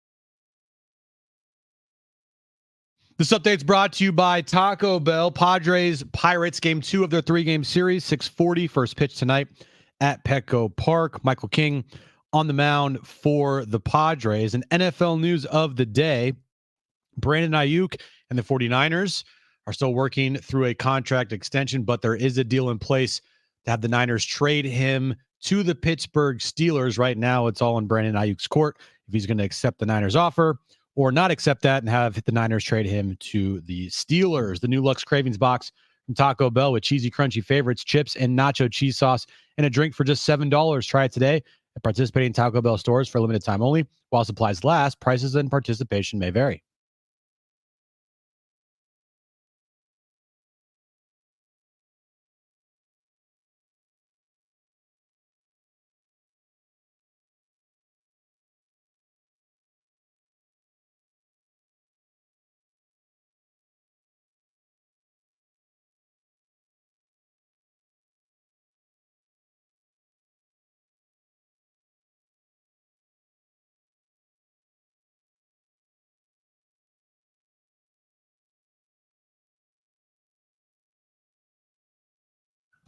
All right, San Diego and Southern California, what's going on? Final hour, Jon and Jim on this Tuesday afternoon. We're getting you ready for Padres and Pirates. We'll hear from Manny Machado coming up. And how about this, Jim? This, not just this hour, let's say between now and 5:14, very specific. Wow. We will give away a pair of tickets to see Chicago with Earth, Wind, and Fire. This is Saturday, August 31st at the North Island Credit Union Amphitheater. So Chicago, Earth, Wind, and Fire. We'll give away tickets coming up in the next 10 or 12 minutes. Don't go anywhere. Do not go anywhere. Padres are rolling, as we've talked about, for the better part of the last 2 hours. Now, they win yesterday, Jim. Did you realize this? You realize they won. But did you realize they won without Manny Machado? I remember how baseball works. That they outscored. Yes, you score Pittsburgh. more points than the other baseball team. And you win. You win. But they did without Manny Machado, who had his first game off in 50. Yeah. And they still won. At first, you're like, why is Manny not in the lineup? And then you quickly get the explanation. It's an off day, which is a good thing. Yeah, he played in 50 straight games. Because their schedule coming up here after their off day on Thursday, John, is 18 straight games. It's kind of a daunting schedule. Mm-hmm. You go to Colorado, it's never easy there. I don't care what anybody says. And then you come home, Minnesota, the Mets, Cardinals, Tampa Bay, Detroit, which is a weird series. They have an off day on that Tuesday. Is that like a holiday? I have a theory on it. You want to hear my theory? What? I actually think it's because they're playing 18 straight days and the union has something in there that's the max. Then why not have it be on that Monday instead and have the 3-game series go together? That doesn't, that goes against my theory. Yeah, it doesn't make sense. You play Detroit for a 3-game series in September. No, I know. But what about my theory that you can play 18 straight, but you can't play 19 straight? I don't know. I don't know. There's something Why there. Why on earth are they off that Tuesday? There's something there. I'm texting Jason Minetti, who calls games for the Tigers. Okay. No, Tigers. Yeah. Tigers. Yeah. And be like, why are they off that day? I don't know. But after Thursday, infuriated by that. They have a pretty grueling stretch here just because of no off days. Not who they're playing. Not that they're playing easy teams, though. No, Minnesota and Mets have played relatively well the last couple of months. The Cardinals are still good in it. Yeah. Tampa Bay, even though they traded away their whole team. Yeah, they're not awful. They're not like the White Sox awful. Right. Detroit's been average. They're looking at a pretty tough schedule just from a no off day standpoint. But you're forgetting to remember something. What am I forgetting? Second half Schilt. Oh, that's right. 17-4 this second half. He was 50 games over 500 3 other years managing in second half. Credit. Hey, look, credit. All of it goes to Mike Schilt. No, but some of it. Well, the credit for keeping this team on track and changing the culture from last year to this year, help changing that culture from last year to this year.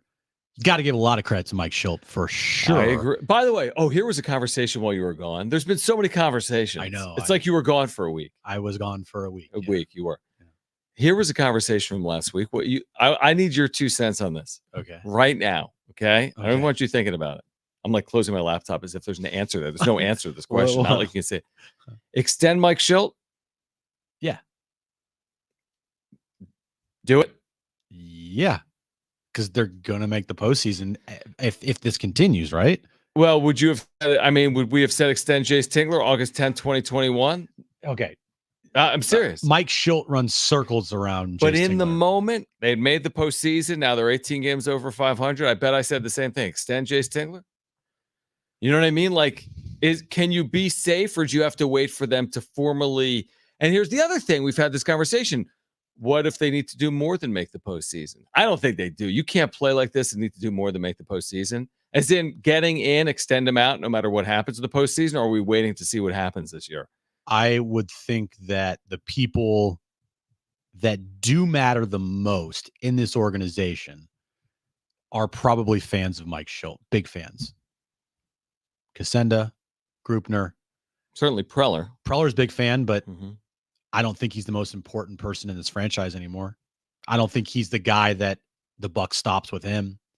I don't think he holds like this, you may be right. All this power that he did before. Well, you may be right, but that could change real quick. It very well could. You know, like again, we're getting way ahead. But if they did make a real run, championship series or further. Oh yeah, they even if they just win a postseason series, they're all getting extensions. Yes, right. Schilt's getting an extension. Is Preller getting an extension by winning a series beyond 2026? Good question. I don't know. They're more. I think you get. There's no scenario where only one of them would get an extension. Probably right? true. Probably well, there is, because Schilt is signed through 2025 and Preller is signed through 2026. You give Schilt a year. You give Schilt an extra And then year he'd be to on the line up same, with Preller, yeah. and then you see how next year plays out, and then you give them another extension, and so forth, or see what happens there. But yeah, I think Schilt has done all the right things here in the second half.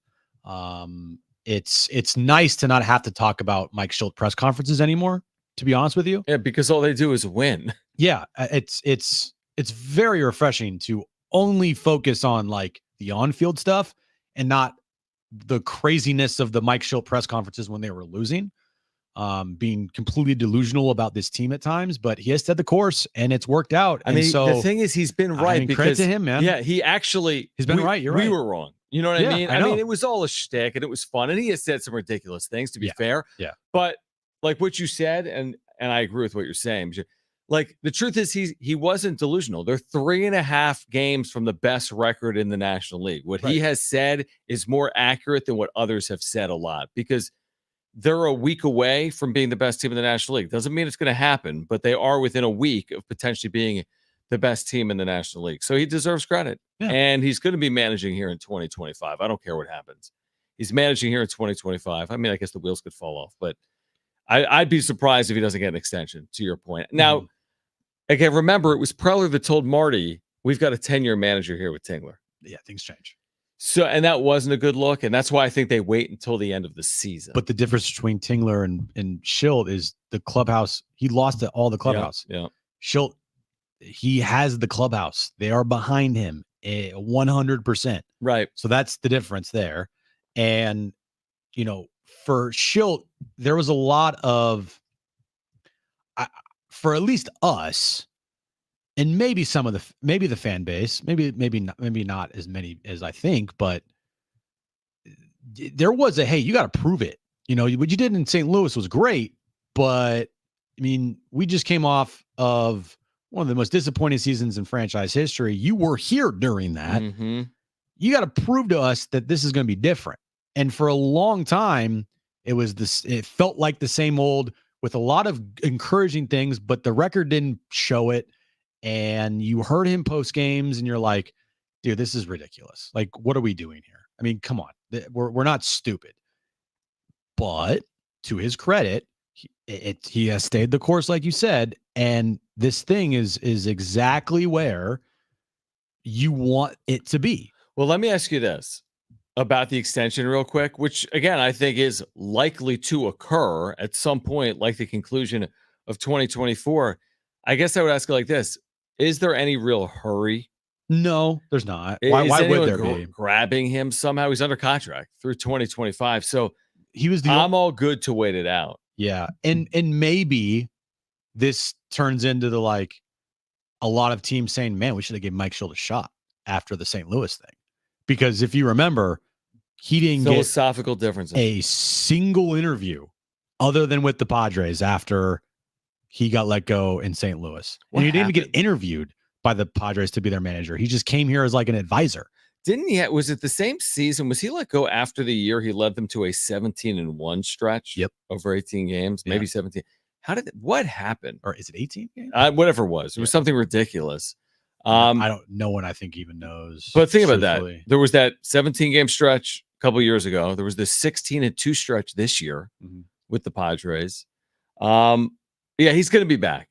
It's a long way of me saying he's going to be back. Now, is he going to be your first 3-year manager since Andy Green? I think right now you'd say probably. That's crazy. You know what I mean? Like, and could he actually be a manager? Like, could you have stability in the manager's chair where you actually have someone longer than Andy Green? I don't know their last 5-year manager.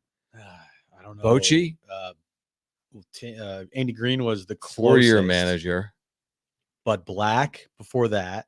Yeah, we'd have to look. And then Boch.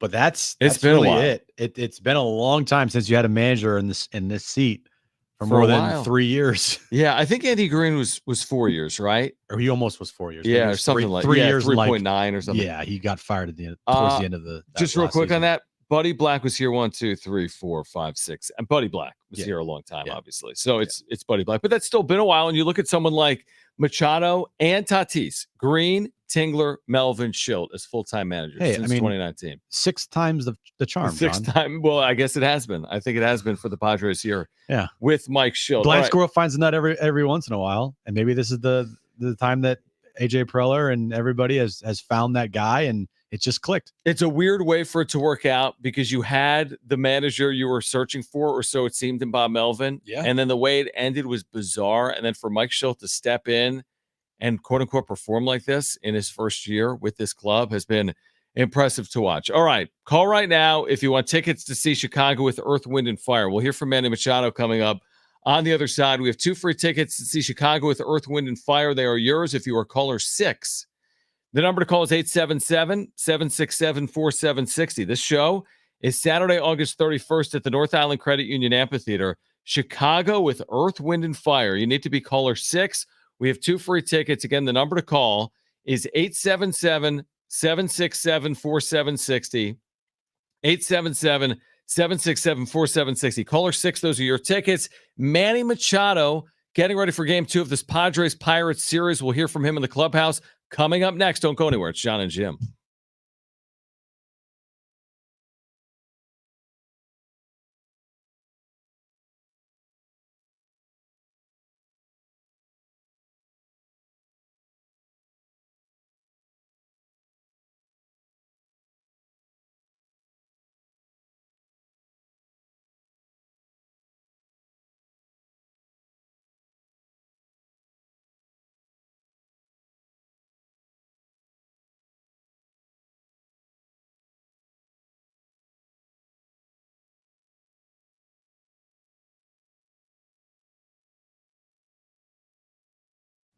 All right, hey guys, it's us again, Jon and Jim, and we're coming up on one of the best times of the year for sports fans. It really is. Football season right around the corner. You're going to love playing along with Underdog Fantasy with a chance to win 325 times your money just by choosing higher or lower on your favorite player's stats. Yeah, John, we've been playing Underdog Fantasy for years, and you're going to love how simple and easy it is to play. We've been playing Padres Pick'ems all season long, and speaking of the Padres, tonight, Jackson Merrill, higher than a half home run, pays out a huge 3 times your money. So I'm taking Jackson Merrill higher than a half home run tonight versus the Pirates to win big. I'll double down on that. So making picks on Underdog is so simple, and it's even easier to get started. Go to their mobile app or UnderdogFantasy.com. Sign up with promo code Jon and Jim, JONANDJIM, and Underdog will give you a highly discounted pick to use on your first pick of entry plus a deposit offer. That's Underdog Fantasy, promo code JONANDJIM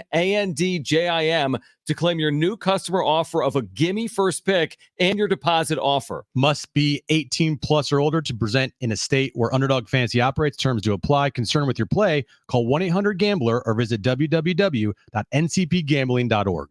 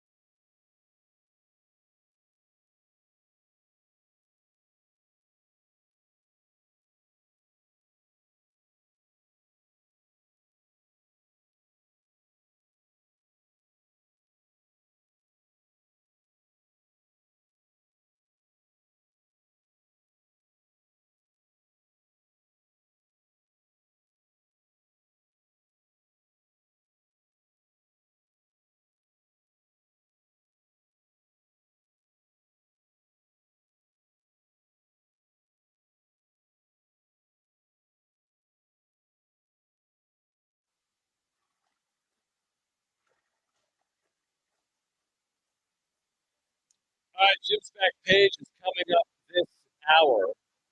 Oh, More about how Swiss chocolate is made. Is it going to be a European version of Backstage? Switzerland or Italy news of the day there, unfortunately. You don't keep up on San No. Diego news. Yeah. The Swiss are still neutral. That is true. True. Yeah, I'm Switzerland. Yes. Okay, here's the deal. We have Jim's back page coming up. We still have one more giveaway today as well. We're going to give away Laney Wilson tickets in the next 30 minutes. Laney Wilson, North Island Credit Union Amphitheater, August 23rd. We promise you Manny Machado. Here's some of his conversation with the media. So Machado sits yesterday. Padres are rolling. Let's hear from Manny Machado in the clubhouse. Hey, if you don't mind, can we start off with the return of Joe? What does that mean to see Joe back out there throwing well? I mean, seeing him healthy, seeing him throw the ball like he did yesterday. I know it was on a short leash, but just having him out there was a huge present for us as a ball club, and to see him healthy, it's great for this team. So he threw the ball well as well. So having him back up there and healthy is going to be a big part of this team and this rotation. There's been a lot of talk about Jackson, especially on the offensive side. But for the defensive side, he made that great play yesterday. And just what have you seen in terms of trying to learn new position when he's been able to? Yeah, it's tough. It's not easy. I mean, I think a lot of guys are, not really realizing that he came into spring training, trying to compete for a left field job, and even to play short. I think it was both sides. And we got to spring training, and it was like, hey, you're gonna go play center field, so you have to go learn a new position. it's hard, and to do it in the big league level, it's even harder. So I think everyone in here appreciates what he's been doing day in, day out, the work he puts into his game to be better every single day. It goes beyond words. So it's just, I'm glad things are showing up, and continues to play. And he's been carrying this team. He's been helping out, doing his part, and that's what we could ask for a young player like him. So give him credit for learning that and doing it at the big league level. I mean, it's not easy. It's not an easy task, but he's been living up to it. Stories like that and some of the other things that he does on a daily basis, maybe all the media sees with regards to his rookie of the year candidacy, how important is it that they know some of these stories? Yeah, I mean, it's huge. I mean, I think it goes unnoticed, but I think everyone in here, I think everyone around San Diego, I think people around the league are actually realizing what it is. And I know at the end of the day, it's a boat thing, and it's out of his hands, and he's not really going to talk much about it. He's not that type of person, but I know for me, when I see a rookie of the year, he's I don't think he's missed any games this year. I think he's played almost every game. I think maybe handful of games that he's missed that, tough lefties early on in the season. But he's been playing every single day. He's been posting up, no complaints. Obviously you're seeing what he's doing on the field, defensively, offensively, on the base paths, in this clubhouse. To me, to a lot of players around the league, I think, if it's someone that deserves the rookie of the year, I think it's Jackson Merrill. How much is anybody else? How guys play through injuries? What did Jon Musgrove go through to get back to this point?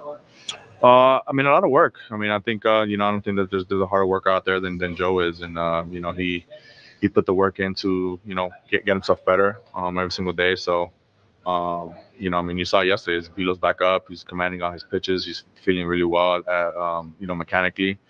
It's injuries are tough, but, things we have to deal with every single day, every single year. And it's just a matter of how much you work at and how much you want to get back out there and help your team. And, I think Joe is one of those prime examples of, a workaholic and trying to get better every single day. So, to see him go out there and have that performance he did last year, not last year, but last night, I think, goes beyond words that we could describe how much he means to this ball club.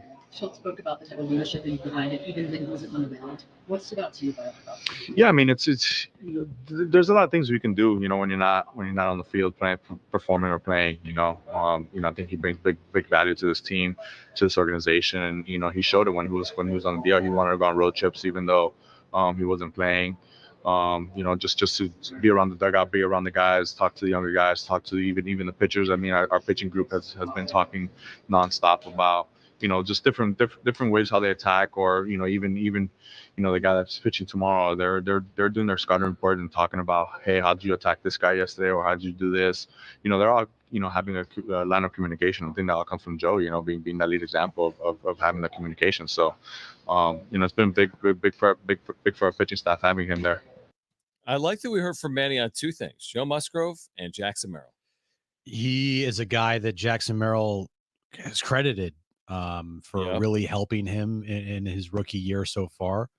And we know, Manny doesn't have to say it, we know the importance of Joe Musgrove being out there helping this team. When he's been out there, it's just a big boost to the club. Last year when he pitched, he was really, really good. I don't think people remember that he was going through a stretch where he was pitching better than Blake Snell, who won the Cy Young. And then he got hurt. You're right. You're right. His numbers when he was healthy were really good. Yeah. And then we know what happened in 2022. And we know what he did here in 2021. He was an all-star. Yep. So he has just been a guy that you can trust.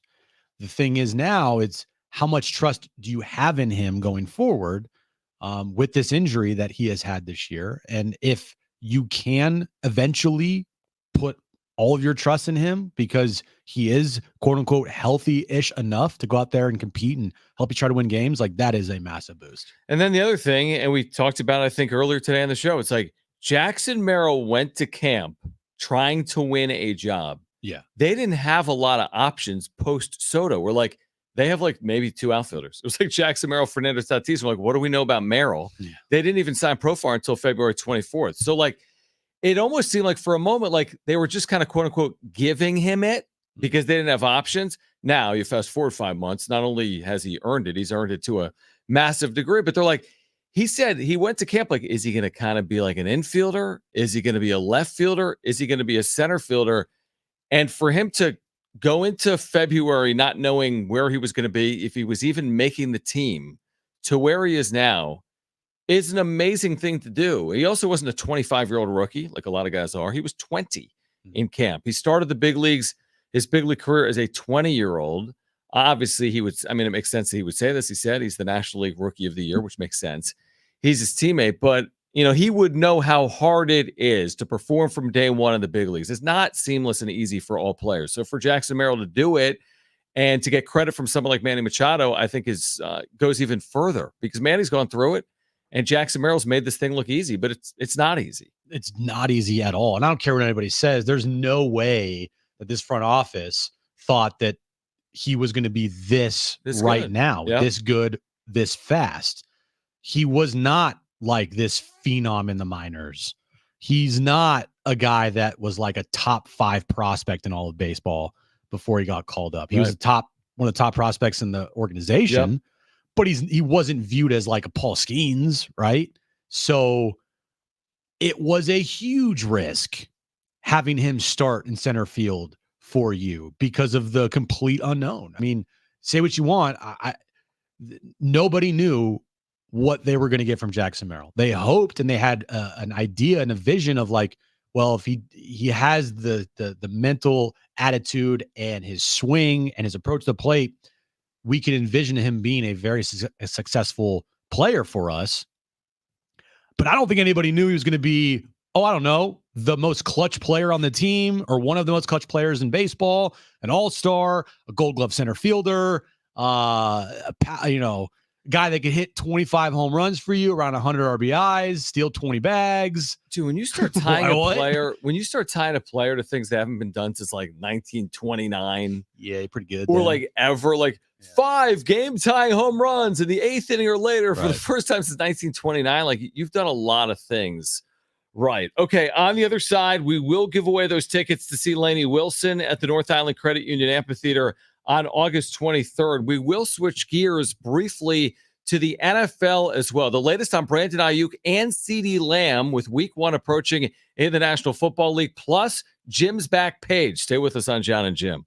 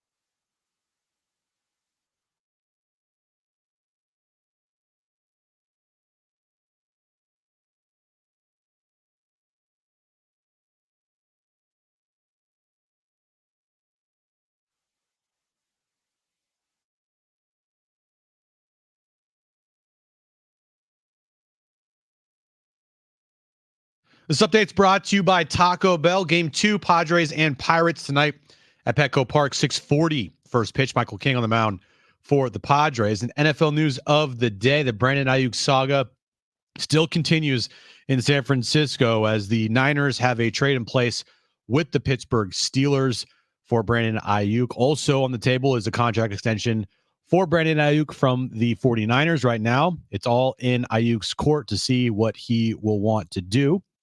Stay with the Niners or go with the Steelers. The new Lux Cravings box from Taco Bell with cheesy, crunchy favorites, chips, and nacho cheese sauce, and a drink for just $7. Try it today at participating Taco Bell stores for a limited time only while supplies last. Price and participation vary. Drinks exclusion freezes. Taxes extra. All right, with Lenny Wilson tickets, we will give away in the next 10 minutes. Lenny Wilson, North Island Credit Union Amphitheater, August 23rd. We've missed Jim's back page. Have you? Like, we haven't, truly missed it. Yeah, not like literally. But we haven't. We've had Brian's back page. Oh, okay. So it'll be Jim's back page coming up. Now, we've talked about Brandon Ayuk a lot. You just had in the update. Yeah. Okay, so that's the latest. Yeah. Now, here's what's interesting from Cowboys camp and Jerry World with CeeDee Lamb. By the way, they have problems because the CeeDee Lamb holdout is significant. Micah Parsons today saying that he's spoken with CeeDee Lamb and he's guaranteed he'll be there for week 1. Okay. Micah Parsons doesn't own the team, though. That's true. So, but here's the other thing. They owe CeeDee Lamb whatever they're going to owe CeeDee Lamb to make him for day 1. Then next year, they got to pay Micah Parsons. Yeah. So they got real cap problems, is my guess. So Micah Parsons is saying, trust me, CeeDee Lamb's going to be here.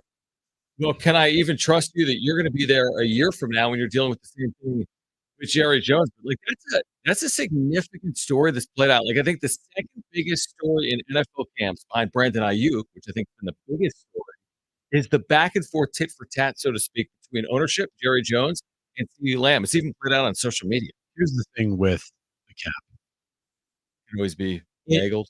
Yeah.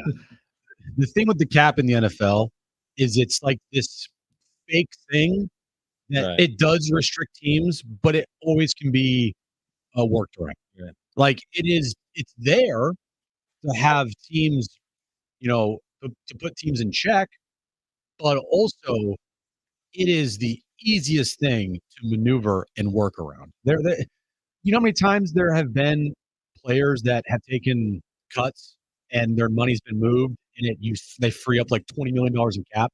It happens all the time. But then you end up with a situation like Ayuk where it seems like it is coming down solely to money.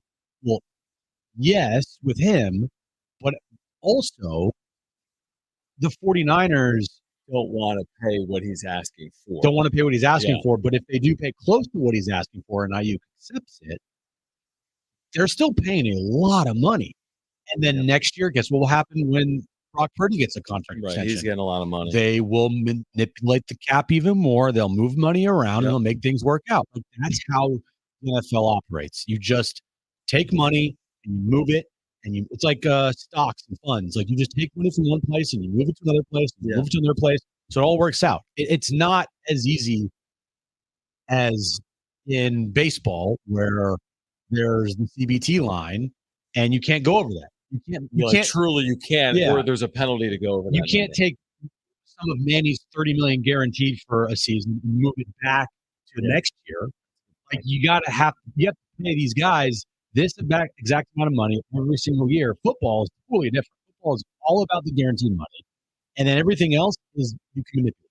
Bigger loss if this loss actually played out. Brandon Ayuk to the Niners. Now, we don't know what they'd get back. It would impact them in 2024. No, bigger loss if Brandon Ayuk wasn't with the Niners. Oh, yeah. Or CeeDee Lamb wasn't with the Cowboys. Oh, no question, CeeDee Lamb. I mean, he's everything for them, right? He's like 140 catch machine. Yeah. He is they lost Pollard. Right. And so he's like the offense for that. Yeah. He is the guy. He is their receiving. Now, don't get me wrong, losing Ayuk Niners would hurt a lot, but they still have Christian McCaffrey, George Kittle, Deebo Samuel, Ricky Parcell, their rookie wide receiver, who I don't know if he's going to make an impact. Mr. First round pick, right? Yeah. They have Juwan Jennings, third down Juwan. I mean, they have pieces there. They're just going to have to figure out new ways to get that production spread out through those guys. The Dallas Cowboys it's CeeDee Lamb. Like that's their offense. And you've seen, I know you were in like the Alps and then you were I like, was in at Switzerland Star and Wars Italy. or whatever. Yeah. But you've Star seen Wars. that like Jerry Jones is like, we don't have a sense of urgency. And then CeeDee Lamb quote tweeted that and said LOL. Here's the thing with the NFL. Deadlines and urgency always creates solutions. Something getting done. And the closer you get to the start of the season, the more contracts you're going to get resolved, the more things are going to get resolved. Like you can't go into the season without CeeDee Lamb if you're the Cowboys. They'll get it done. Yeah. It's going to work. It's just funny because the Cowboys, the sense of urgency is your owner is super geriatric and old. It's not like, oh, we got to win now. It's just we have to win now because Jerry's super, super old and we don't know how long he's going to be around. So to that point, their last championship game appearance was when they won the Super Bowl. I want to say 95, 96, 95 into 96 when they won the Super Bowl. Yeah. So, I mean, that's unbelievable. And I know we always talk about it, but now when you really think about that and where we are now in that and where Jerry Jones is in his ownership, and I know it's going to stay in the family, but if you're going to win for Jerry, you either win now. I mean, this is it. Like, you don't have CeeDee Lamb hold out. You don't trade CeeDee. You have to get it done. It will get done. I believe Micah Parsons when he says it will get done. And I think your point is valid. It's like, well, how are they going to have money for CeeDee Lamb? How are they going to have money for Micah Parsons? They just will. They make it work. What is your other option? You're not going to have the best edge rusher in football. You're not going to have the best receiver in football. They'll make it work. Yeah, they always. Now, are they going to win? They always make it work. And then they don't never win at a crazy high level when it gets to the postseason. Yeah, there's certain players that you just make it work for. Yep.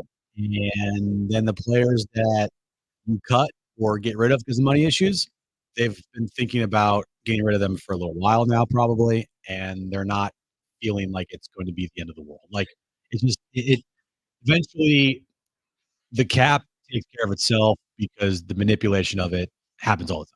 So where are we? We talked about this earlier, like highest paid receivers. Brandon Ayuk wants more money. CeeDee Lamb is certainly deserving of more money. And there's some big money deals out there. Justin Jefferson broke the market, then Amon-Ra St. Brown broke the market. 30 plus per year. Yeah. There's certain receivers that deserve that. And then the receivers like Brandon Ayuk, who is a top 10 guy in the league, he's not a top 3 guy in the league. Right. So you're not trying to pay him 30 is what you're saying. No. God. Yeah. Like, Tyreek Hill's at 30, AJ Brown's at 30. He's not putting up the 120 reception, 1,700 yard, really 70 catches, 15 touchdown seasons. Right. He's going to get a lot of yards for you because he has like 4 receptions for 90 yards games. Like he's not the 12 catch, 120 yard guy week in and week out like a Justin Jefferson or a Amon-Ra St. Brown or Jamar Chase or Devontae Adams. Like that's just not who he is, but he is a really good player, top 10 wide receiver in the league for sure, which he should be compensated for. What makes him different is he is probably the best blocking wide receiver in the league, or at least one of the best. And that in a Kyle Shanahan offense is everything. Yeah, I mean, here's the thing. All this stuff's going to be resolved. I'm surprised the IU situation has been unresolved this long. That's the one thing that has surprised me. But we still have a couple of weeks until the start of the season. But I feel like you're getting resolution there. It's crazy because I am so focused on Padres baseball that this it's NFL coming, stuff man. is creeping up. I'm like, wait, what? Well, look at it this way. Week 0 college is not Saturday, but next Saturday. So that's Florida State, Georgia Tech, and a couple other ones. Then San Diego State is 2.5 weeks. I mean, not 2 weeks from Saturday is San Diego State, and it's opener right here on San Diego Sports. And you're right. The Padres are 17-4 in their last 21 games, and you can't really take your attention anywhere else.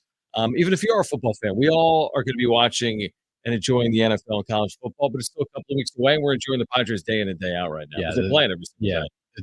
There's some important things happening here in San Diego. Padres, and if this team is lucky enough to make the postseason, which it's heading towards that way, we're 2022 guys. Yeah, okay, Yeah, bring it on. exactly. I mean, that dominated everything. Yeah, obviously. All right, here's what we're going to do. Caller 1, you've got 2 free tickets to see Lainey Wilson at the North Island Credit Union Amphitheater on August 23rd. First caller to 877-767-4760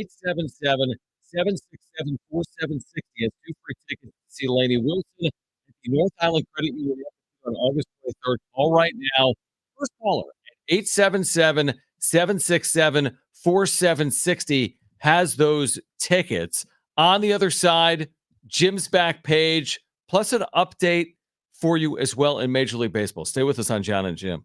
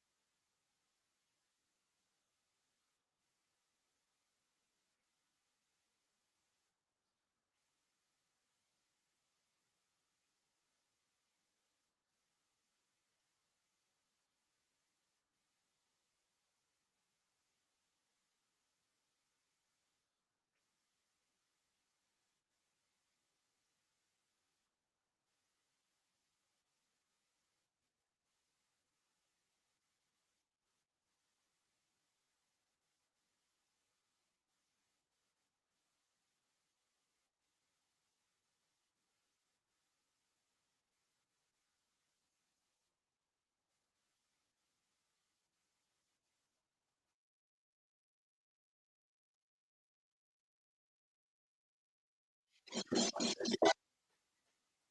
August, so we're watching the Padres win live. Dodgers and Brewers underway from Milwaukee tonight. LA an early 1-0 lead. In the third inning, Dodgers won yesterday. yesterday. So did the Padres. Two teams in the standings in the NL West is 3.5 games. So Dodgers and Brewers tonight. LA leading 1-0. Another note, we talked about, hey, give Preller credit, holding on to Jackson Merrill. You should give him credit. You can't hold on to them all when you're trading for players like Juan Soto over the years. James Wood was like the piece in that trade. Are we really going to say that James Wood's a bust 35 or 40 games in? I'm saying the opposite. 4 for 4 tonight. Oh. He is hitting 285 with an 825 OPS. So James Wood has lived up to early billing. Now, there was always hype around him, even when they traded him.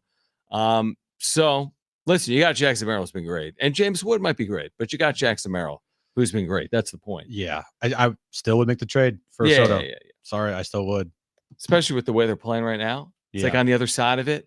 I would have loved to have James Wood here, but who knows if they make the NLCS without Juan Soto and Josh Bell. True. At that time. Yeah. Who knows? Who knows if they make I don't know. Maybe it all worked out that year, but it's just something that you're going to have to deal with. And I think a lot of people are kind of over it and moving on. Yeah, I agree with you. It is what it is. At this point, you're spot on. Like, you can't be looking in the rearview mirror or looking back. Why would you? This team is playing so well. I'll look back if this team is 50 and 70 and be like, what happened here? Mm-hmm. How did this thing unravel like this? But they're not 50 and 70. They're 14 games over 500. Here's the other thing. We texted back and forth in this earlier. How about this with AJ Preller? This is weird. He's had teams 14 games over 500 or better in 2020, 2021, 2022, and 2024, not 2023. 4 of the last 5 years, he's had a team at least 14 games over 500. Now, they made the postseason in a real year one time. Right. They didn't in 2021. They hopefully will in 2024. But we'll see with this team. They're trending in the right direction. That's for sure. All right. Jim is back. Swish Jim is back. Let's get to his back page. European edition. European edition.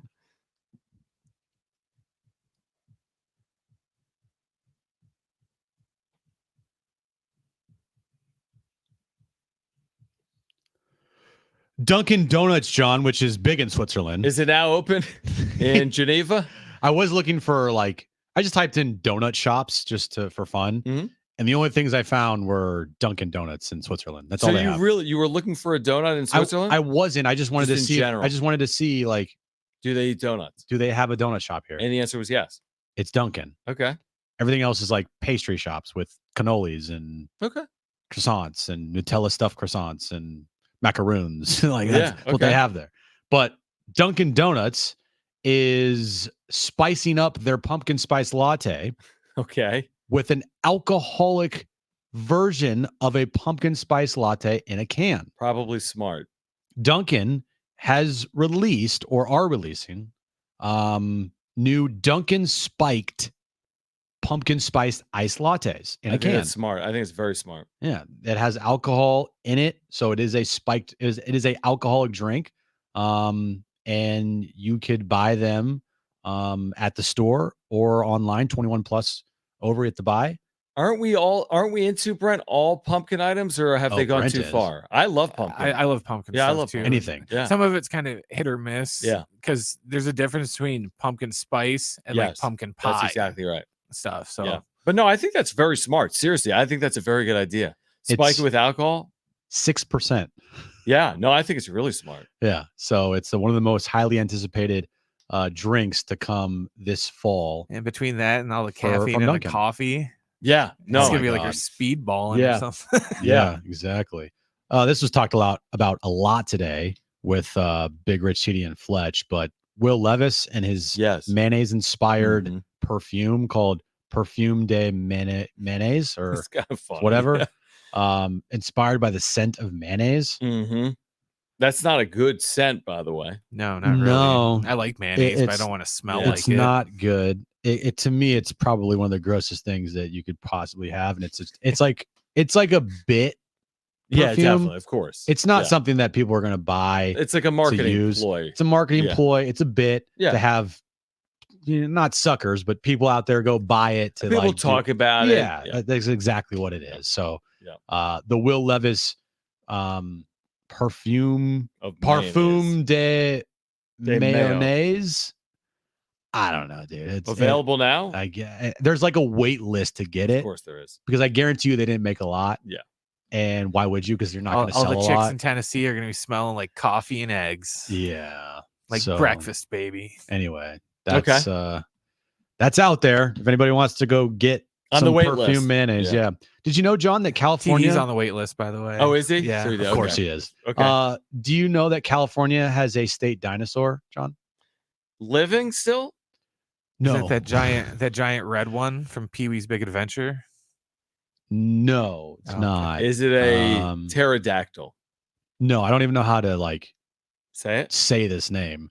But the California grizzly bear is probably the most recognizable symbol associated with the Golden State. But many might not be aware that a prehistoric dinosaur exists for the state dinosaur. Mm-hmm. Dude, I can't even. Let me see the word. Let me just see it. Okay, hold on. Right there. Augustine's loaf of s'mores. Oh, wow. You nailed it, You're Brent. not kidding. You nailed it. Yeah, you're not kidding. That's like way too many letters. It's like how it's everything It's I saw Augustine in Switzerland. Olophus morisi. What type of dinosaur Referred was to it? as Augie is an extinct genus of a duck-billed hadrosaur that once roamed near central California. They're extinct? Yes, John. Oh. Hence dinosaurs. Yeah. So there you go.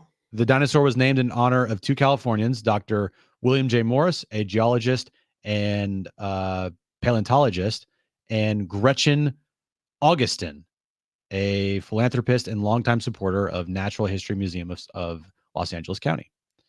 So there you go. The Augie is the official dinosaur of California, a extinct duck-billed hadrosaur.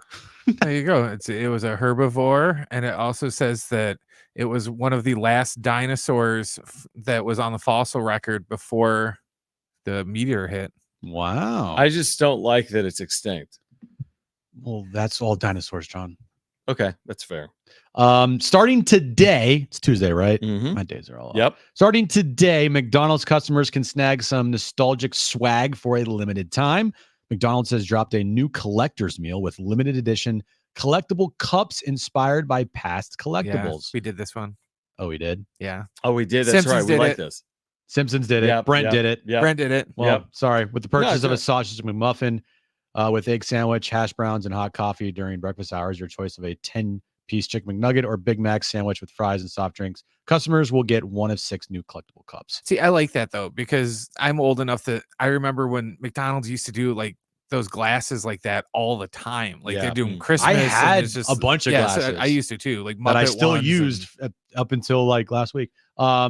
Barbie and Hot Wheels, Beanie Babies, Coca-Cola, Hello Kitty and Peanuts, Shrek, Jurassic Park, and Minions, and McDonald's cup. In the future, if you ever go to Europe for a week, please listen to all 15 hours of the shows that you miss, so you know if you're replicating some discussion from the week that you weren't you here. knew the YouTube chat didn't work. How did you not know what we were talking about? In the future, fall asleep to the show. Because if I stayed up, it would have been been like 7 in 3 the morning. a.m. Yeah, exactly. You guys talked about the I sent it to you, like the cotton candy burrito, right? We did talk about that. You didn't send it to me, But but we I talked talked about about it. it. We Yeah, did we talk did. about it. Okay, there you go. All right, I'm done. And you guys talked about the Padres, right? Yeah, we did. we broke down the entire Arizona Cardinals menu that they had going on. Wow. They had a lot of stuff They had on a there lot. besides a By the way, instant real quick, cavity burrito.